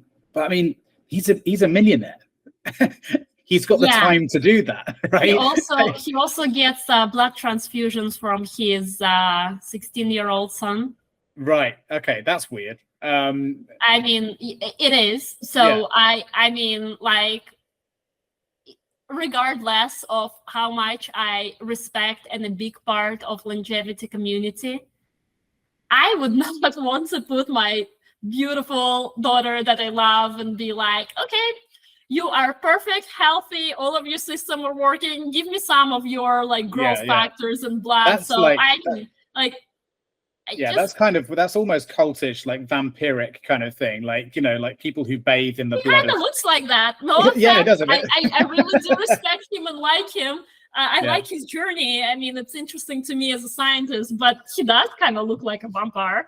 Yeah, if it revealed that his secret was the fact that he actually drank human blood, I wouldn't be surprised. You know what I mean? Like, yeah, absolutely. But my point is, you can totally see why for the layman, looking at this kind of stuff, it's just like, oh, fucking hell. Like, like I've been looking a lot at the paleo diet or carnivore diet as a concept, because that's really gaining a lot of attention recently, mostly thanks to Jordan Peterson and his daughter talking about how it's relieved them of a lot of their health issues, just going to a carnivore diet. Like, what's your thoughts on that? Because a keto diet and a paleo diet and a carnivore diet, I mean, they're all kind of like in the same family, really, right? They are, to a degree, right? From what my understanding, I don't claim to be an expert on this, so maybe you can educate me there. I stand by a great influence that I like, and that's Dr. Robert Lustig. And I agree with him on the statement that he made that any food that, any approach, any, let's call it diet is anything we ingest. We just call them, fads or diets. But that's involved in eating real food that look like something that was growing or walking. Right.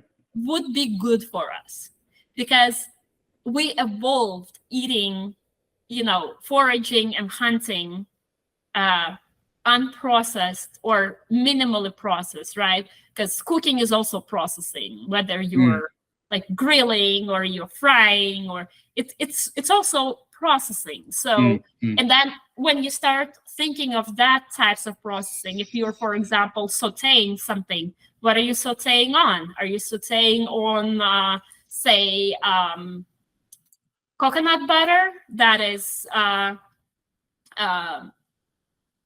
monounsaturated and therefore solid?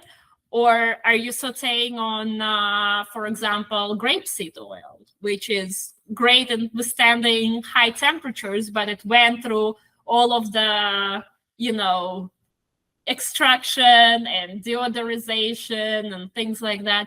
I read a lot of things on them, and I read somewhere, which I can't confirm whether it's true, but maybe you will tell me, that chefs like vegetable oils that were processed and deodorized because it doesn't add additional flavor to the foods that they're cooking. And so they control the notes that, they want their Exactly. You want your oil literally just to be a function. It's a tool, and not to really be, which I think is a mistake. It's an opportunity to actually add something, and it's being missed. Yeah, I agree with you, but if you think, like, if the majority of chefs think that I mean, chefs are creators, they create an art of food. Food is the music you can taste, right? I like to think that about chocolate as well. Then there is a demand to innovate that product, to give the chefs the canvas that they're looking for, right? So it's interesting because I actually, when it comes to oil, I actually take a lot of inspiration from Mediterranean or Italian cuisine, where olive oil is the center of the focus there, because of, and maybe you would have additional information I'm not aware of, but from my understanding, olive oil is probably one of the best oils to cook with, because of, as long as it is natural and it's organic and it's it's not that well, not too heavily processed, simply because it adds flavor depending on the type of olive oil you get, just like you would do with wine. You can get all different kinds, all different reserves and things like that, but also it forces you to cook in a slightly different way, because it doesn't do well with high temperatures, really good olive oils. And it forces you to innovate a little bit more in the way that you cook, which then hopefully results in a better outcome health-wise. But I don't know what your thoughts are on olive oil. I love olive oil, but raw. Means I don't heat it. Right. Because it's the moment it heated just under the smoke points, all of those bonds within the molecules, they start being unstable. And that's where it starts getting pro-inflammatory. Right. So it's interesting you say that, because of the probably the most money I spend on any food item is the olive oil I use for salads and other things. So for salads and other things, and it's actually, I'm right there with you. I spent a very pretty dollar on the olive oil that's bitter, that smells. It has to have the settlement. The sediment in it. Yeah. And it's also the same. Same happens for avocado oil. Avocado oil, smelly, dirty, like not transparent. Phenomenal for health.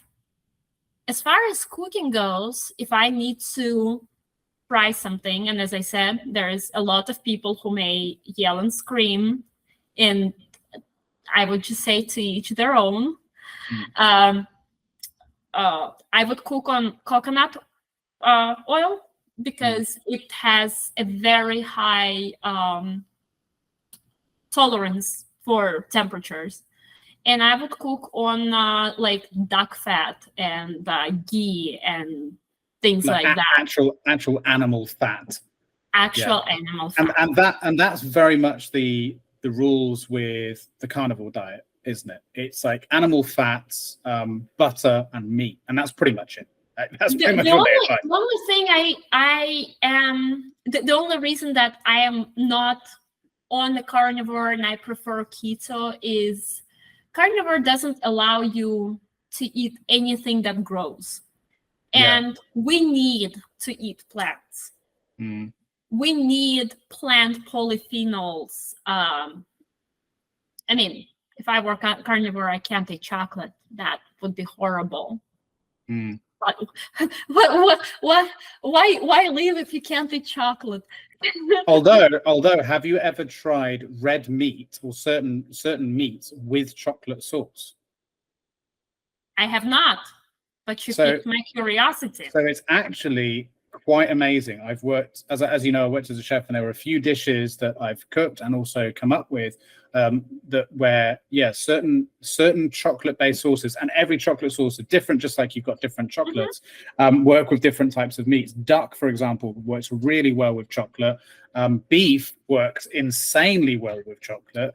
I've even seen it where, just a nice steak with grated dark chocolate on the top as a seasoning. Chocolate in cuisine itself as both an ingredient and also a seasoning, incredibly diverse. But actually chocolate-based sauces go incredibly well with red meats primarily. I'm gonna try it, and I'm gonna let you know how it worked out. Give it a go. You have to do a bit of experimentation, obviously, to get the right sort of flavor. But I feel like that's probably in your wheelhouse to do that.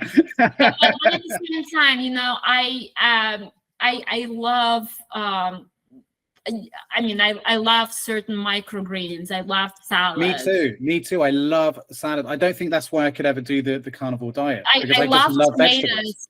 And tomatoes have also polyphenols and different. I love berries. I'm allowed to have berries because they are a lot less glycemic.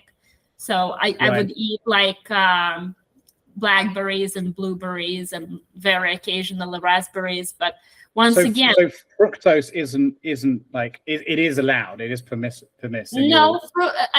So it's all carbs from all sources, right? But that's a difference of berries from fruits. They're actually a lot lower on fructose and glucose. Really?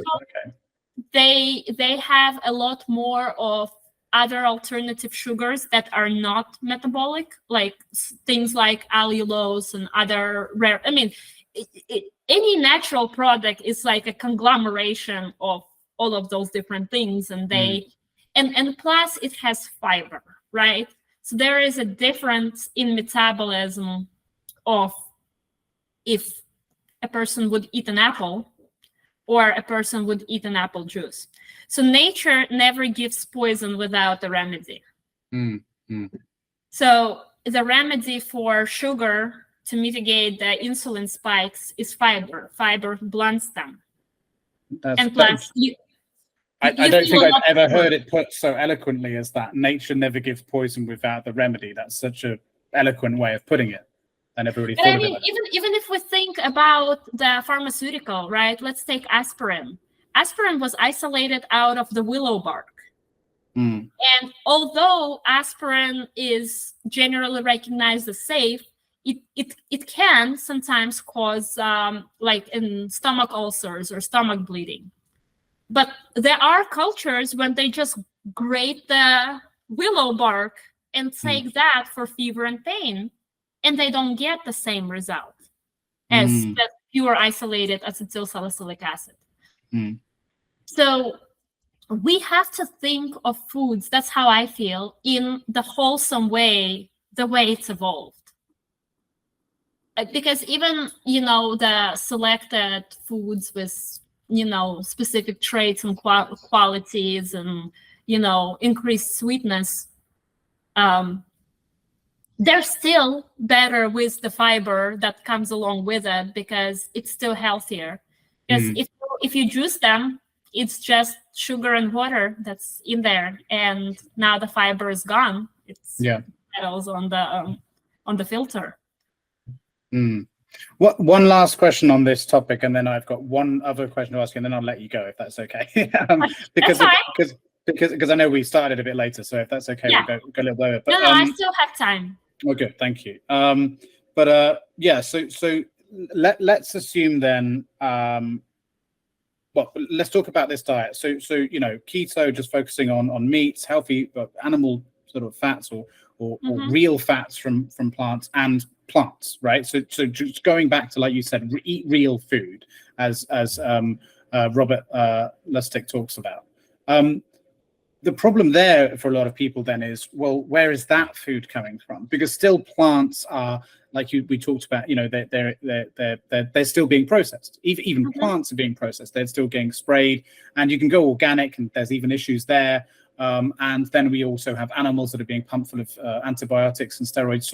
So how do individuals even make the healthy choice within the healthy choice? Like what? And also bearing in mind, money plays a huge factor in this. We're not talking about the vast majority of the population can't afford organic, right? At least not for their entire food shop, even though organic is getting better priced. They can't go to their local farm shop and source all their ingredients. Like, they just need to be able to get stuff off the shelf. So where does that leave the everyday consumer for being able to make these sort of the right choices here? This is $1 million question. Is now that you have that knowledge, how to apply them to actually have a quality change. It's not easy, but what I found now that my entire family is as I said, I love to cook. Cooking is something that I truly enjoy doing. And so it has never been, not home cooked meals. But it hasn't always been, really, really healthy home cooked meals. Yeah. Like, for example, my daughter, she is not. I would not put her on any kind of limitations. Like, of course, she doesn't eat McDonald's. She doesn't drink Coca-Cola, but she can eat any amount of fruits, vegetables, berries, seeds, good, whole wheat pasta, semolina, and of course meats. So we eat a lot of meat. We eat a lot of lamb. We eat a lot of beef. Lamb is because I'm from the mountains of Caucasus, and lamb is what we traditionally always ate over there. And lamb is absolutely delicious. And it always sad for me because when people mention blue zones and like Oceania and Sardinia, and I think there's one other, they never mention the Caucasus. Maybe because it's in Russia. Right. But Caucasus has been known for people, majority of the population, living well into their hundreds. Both of my grandmothers died. One died when she was 103, and the other died when she was 107. Wow. And I've only gone back to visit my home place once, actually in 2021. But I decided to find all of those people who, at least, if they're still alive. And I remember as a child, we used to go to the mountains to this little old lady. Her name was Maria. And she was old back then. She was like in her mid 80s. And she would have cattle and she would milk the cows. And every evening we would get a jar of fresh milk, raw, warm, from right under the cow, just from her, and drink that. And I came to the place where she was living and I said, is she still alive? Now, this is 23 years later. So she is probably breaking hundreds, maybe 99. And they're like, yeah, she lives where she used to live, still has the cows. Once again, real food, unprocessed. Where do you find that? A lot of people started to have their own farms, grow chickens. Probably, food industry doesn't like it. Probably they are not being advertised. But, my motto in life is, if there is a will, there is a way. So, for example, here in Houston, I know every farm that sells raw milk.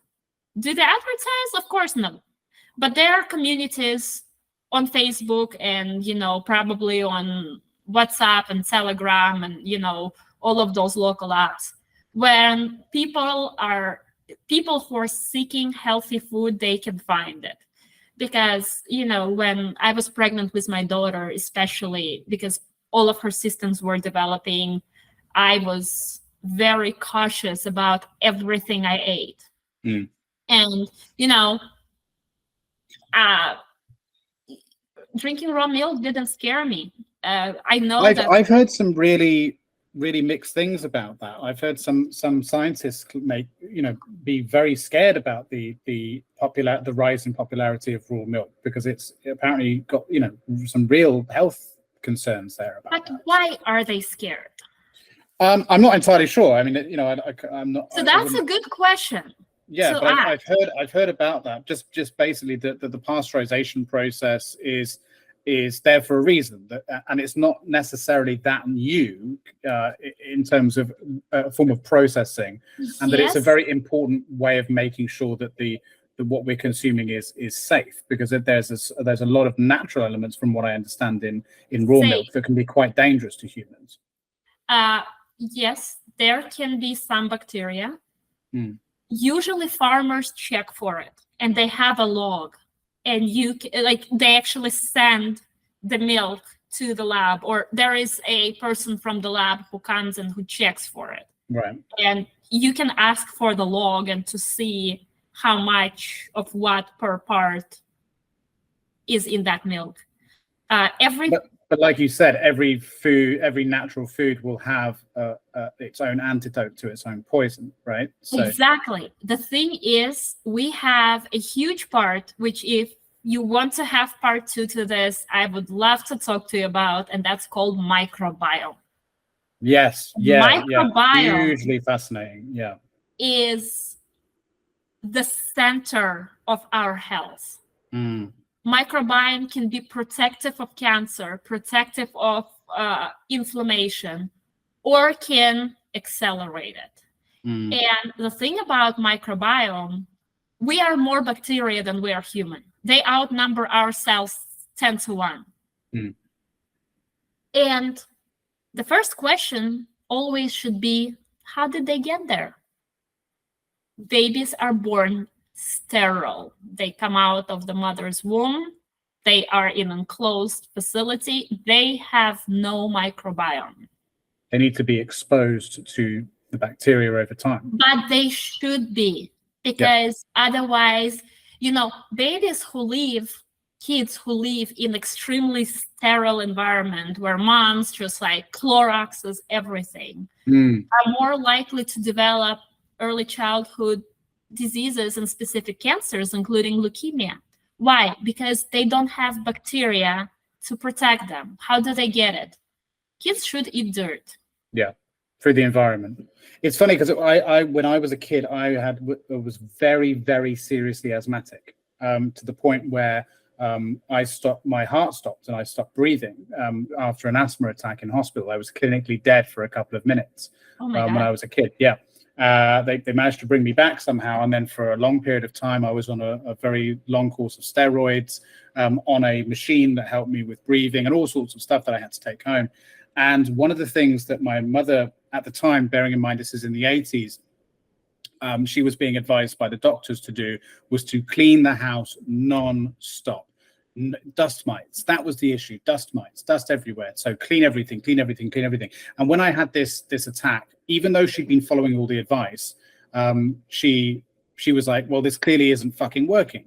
She was like, the problem isn't that. The problem is the opposite. The house is too clean.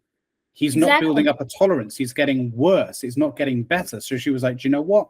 I'm stopping doing that. You know, I'm not going to do it anymore. And lo and behold, over the next year or so, I started being able to fight it on my own. To this day, never had to use an inhaler or anything. I did for a little bit, but then as I became a teenager, I didn't have to anymore. You know, so yeah, there's a lot of truth to that.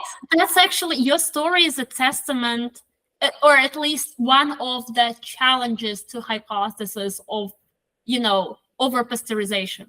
Right. Pasteurized food, although safe and somewhat nutritious, still is dead food.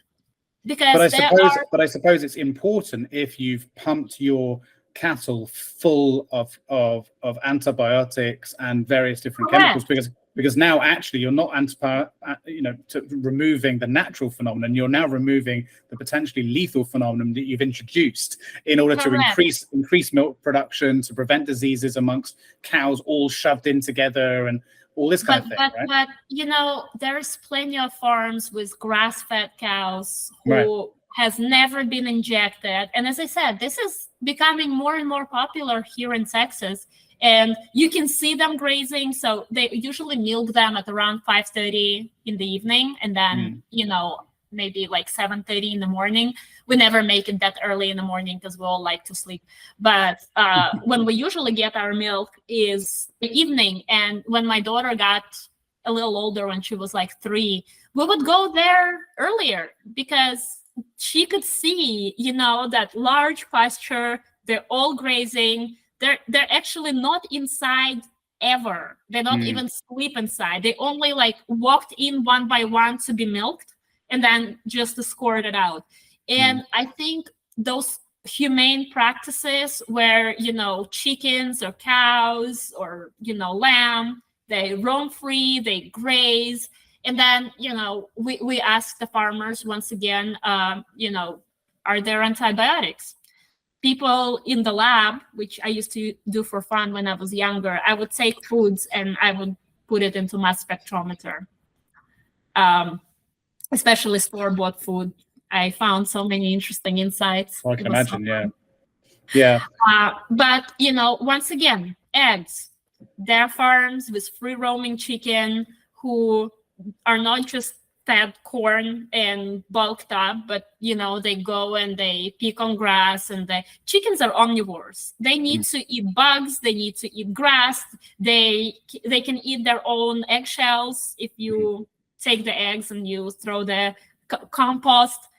Who grow naturally. They're a lot skinnier and leaner, but they lay eggs. And if you have this amber orange yolk, you know that it's chicken that is doing what chicken is supposed to do.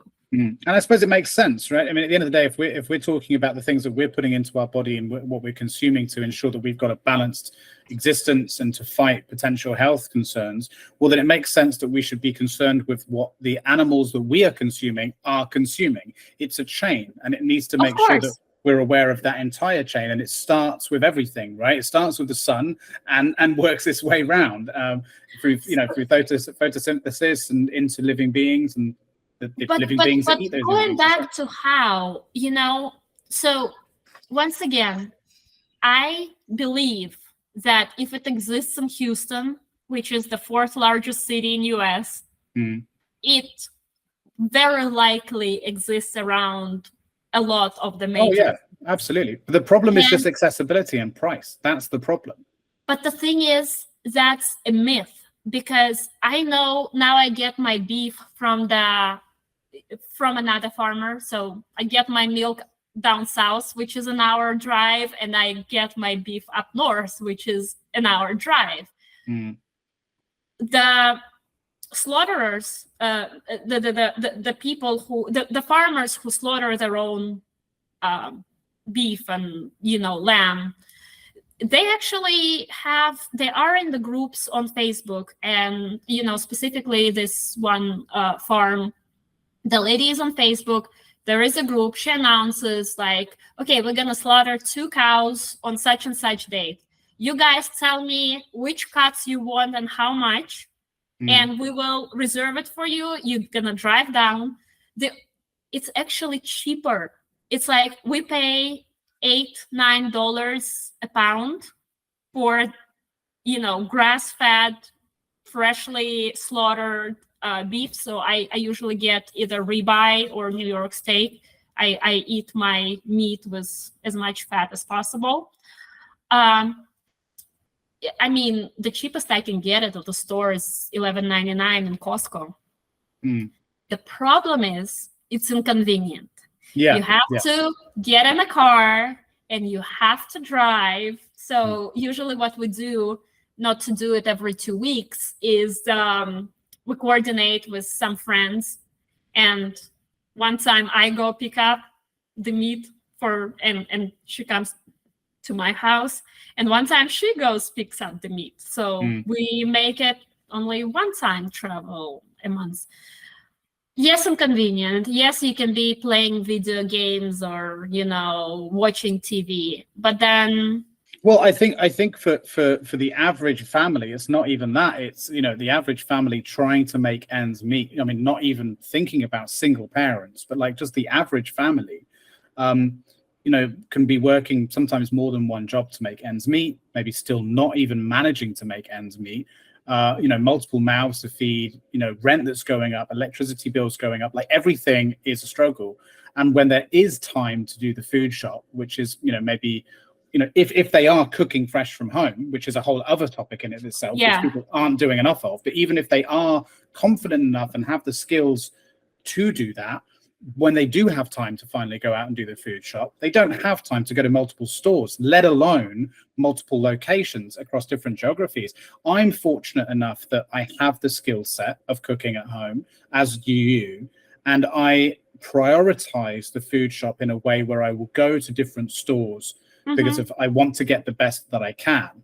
But even I would say I could probably make the time, but I definitely don't have the time right now to research the farms near to me and this and the other, and then go to them and do all that. Do you know what I mean? Yeah. I probably could, but that I would be sacrificing something else in my life in order to do that. And right now for me that equals money, and that pays for the food in the first place that my family can eat.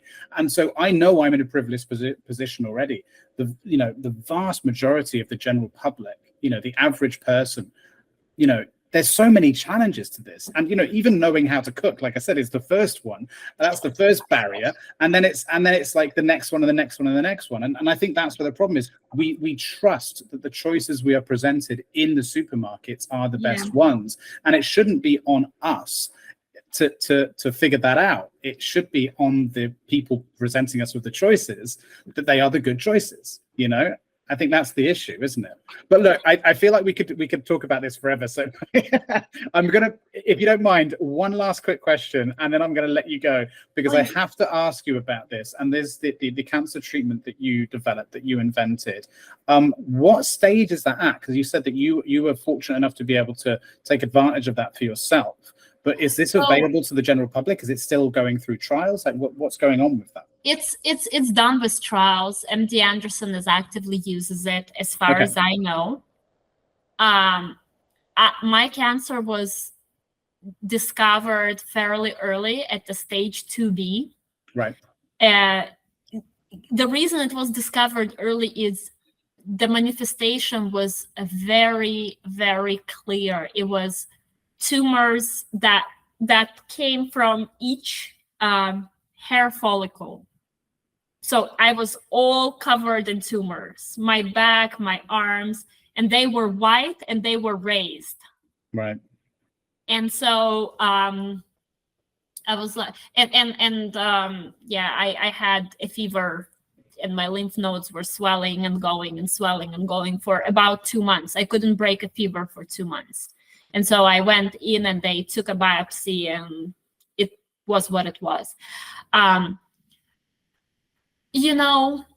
Immunotherapy is a very powerful tool. Why? Because it gives the chance of person's own immune system to fight the infection. So it's not an outside compound like chemotherapy, which is a chemical drug. This is why it's called chemo, or radiation. Basically, what happens in immunotherapy, at least with the peptides, with the therapy I invented, that prior to going for the treatment, a person gets hooked up to a blood machine, and it isolates all of their T cells. So you hooked up from both veins, and from one side it's going and it's isolating T cells only, and then everything else is getting returned to you through the other side. So that way they can isolate millions, hundreds of millions of T cells. And then what happens with those T cells, since you have parts of your tumors already removed, they're put in this large bioreactor. So all of this is a closed system. So the hemophoresis machine is hooked up to the next machine and to the next machine. And so they go into this bioreactor where they are introduced to pieces of the tumor to essentially develop a receptor to attack that tumor. And at the same time, a person gets an injection of those peptides, which brings the scientific term for it is suppressive tumor microenvironment. But because it literally looks like a circle, like a halo around the tumor on the imaging, when we image the slices, I like to say it's a fortress. It's like this wall, and it renders T cells inactive. So once they gave the injection of the peptides, it takes them just about 48 hours to act. Wow, that's incredibly quick. So it is very quick. They bring down the tumor defense system. And then at that point, right before that, maybe at 40 hours, you get reinfused with all of those T cells that were now primed against the tumor. And they go everywhere. They go into every blood vessel, and everywhere they see that combination where they just chemically experienced in the bioreactor. It's called adaptive T cell transfer. They go and they kill those cells. And, it's actually very cool to see. If you go on YouTube and you type in activated T cell killing cancer cell, they do videos of it, how they move and they find the cancer cell and they... Yeah, I've actually seen that. Yeah, it's fascinating. It is, just like, to me, there is also a mental component of beating cancer. So when I was going through that every night, I would just visualize how those T cells just finding cancer cells all over, and they get attached and they release all of those interferon gamma and all of those the compounds that dissolve the cancer cell. And I was like, yeah, I see how it happens. You're seeing it all play out inside of you. Yeah, exactly. Yeah. So essentially what your treatment is doing is kind of not only retraining the T cells, by introducing an element of the tumor to them, but also re-equipping them with the tools in order to actually to hit down that barrier in the first place and get in and do their job. So it's aimed at eliminating T-cell exhaustion by not having the factors that renders them inactive and incapable of doing its role. Yeah, well, it's fascinating. So this is a therapy that is now available through the organization. I know MD Anderson is actively using it. Yeah. Maybe there are others. Maybe, I mean, my principal investigator, my mentor, went to City of Hope. I would probably not be unheard of if it's used there and a few other places as well. Since I graduated in 2010, and I went into industry, I kind of lost the track. The only time I'm expected to hear about this invention is if they decide to sell it, because as an inventor, I own like 15% of the patent, because the way it works in academic institutes, the university owns 70%, and then whatever the rest is divided between the inventors. And since I own 70%, that's crazy. Yeah.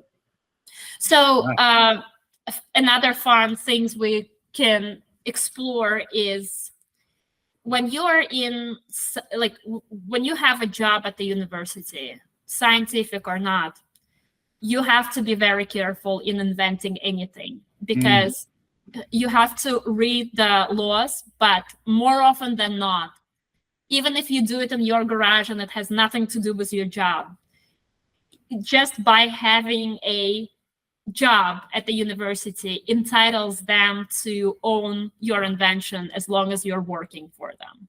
And it's very interesting and upsetting to me. And this is why I was not affiliated with any company. I was actually, I quit before I started inventing the chocolate, because it is trade secret protected, and I don't want anybody else to hold that patent for me. Yeah. But there are the whole organizations, and I've met them through conversation with like investors and VCs and things like that, that an inventor of, for example, medical device or certain technology licenses their invention to this organization because they are working within the hospital. They do it somehow legally that the inventor would eventually own it, but right now it's like this intermediate company is an inventor, so the university will not take an invention that somebody did because they needed to have a job. That's a lot of loopholes to jump through, isn't it? That's yeah. We're definitely going to have to do part 2 of this, because there's so many more things I wanted to ask you about. The time when you're working with coronavirus, the burnout you experienced there, the disillusion with the sort of corporate side of things, and the politicization of medicine and science. That's hugely interesting too. And then, of course, more about chocolate and all sorts of stuff, and the gut biome and everything. So we're definitely have to book in part 2. But I actually need to go off and cook dinner. Yeah. So, enjoy. Yeah. Sounds like fun. Yeah, exactly. I've definitely got some stuff from this I'm going to take away and apply, I think, to the way that I cook dinner, and see if I can, just maybe spend a bit more time on it. I do try and think about these things and dedicate some time every now and then to improving our diet incrementally. Can't do it all at once, but yeah, I think it's kind of long overdue for me to sit down and think a bit more strategically about our diets in our home. So I'm gonna this is gonna be my call to action to do that a little bit more, I think, maybe this coming weekend. So I appreciate that. Anytime. And if you have any questions, feel free to text me or email me. Oh yeah. And that's the thing. If I can like leave everybody on this one last message. It doesn't have to be a huge change all at once. You don't have to like ditch everything you used to buy and just try to find it. Like change one little things that you can afford. That would, and it would just, and then a month later or whenever it's comfortable, change another one, make it a habit. Because the road is walked by every little step at a time. Yeah. And I think it would be beneficial to health, even if the small improvements are made over time. Start with chocolate and go from there. Absolutely. And you've got that covered, so that's fantastic. Well, look, thank you again so much. It's been really, really fascinating speaking with you, and we definitely have more to talk about. And yeah, like I mentioned at the beginning, I'll include the links to your profile in the description and to the website so people can go and buy some of your chocolate and try it. I still haven't bought any yet. I need to get some and try it because I'm very, very curious, and I need a healthier option because I'm putting on too much weight as well. So so I'll be ordering some for sure. So yeah, thank you so much for joining me. I really, really appreciate it. Thank you. It was a great pleasure. I look forward to part 2. Likewise. Have a lovely day, rest of the week. Enjoy your week, and we'll be in touch soon to catch up. Thank you. Enjoy dinner. Thank you. Bye-bye. Bye. Take care. Thank you for watching and/or listening. Please like, subscribe, and join the conversation in the comments below.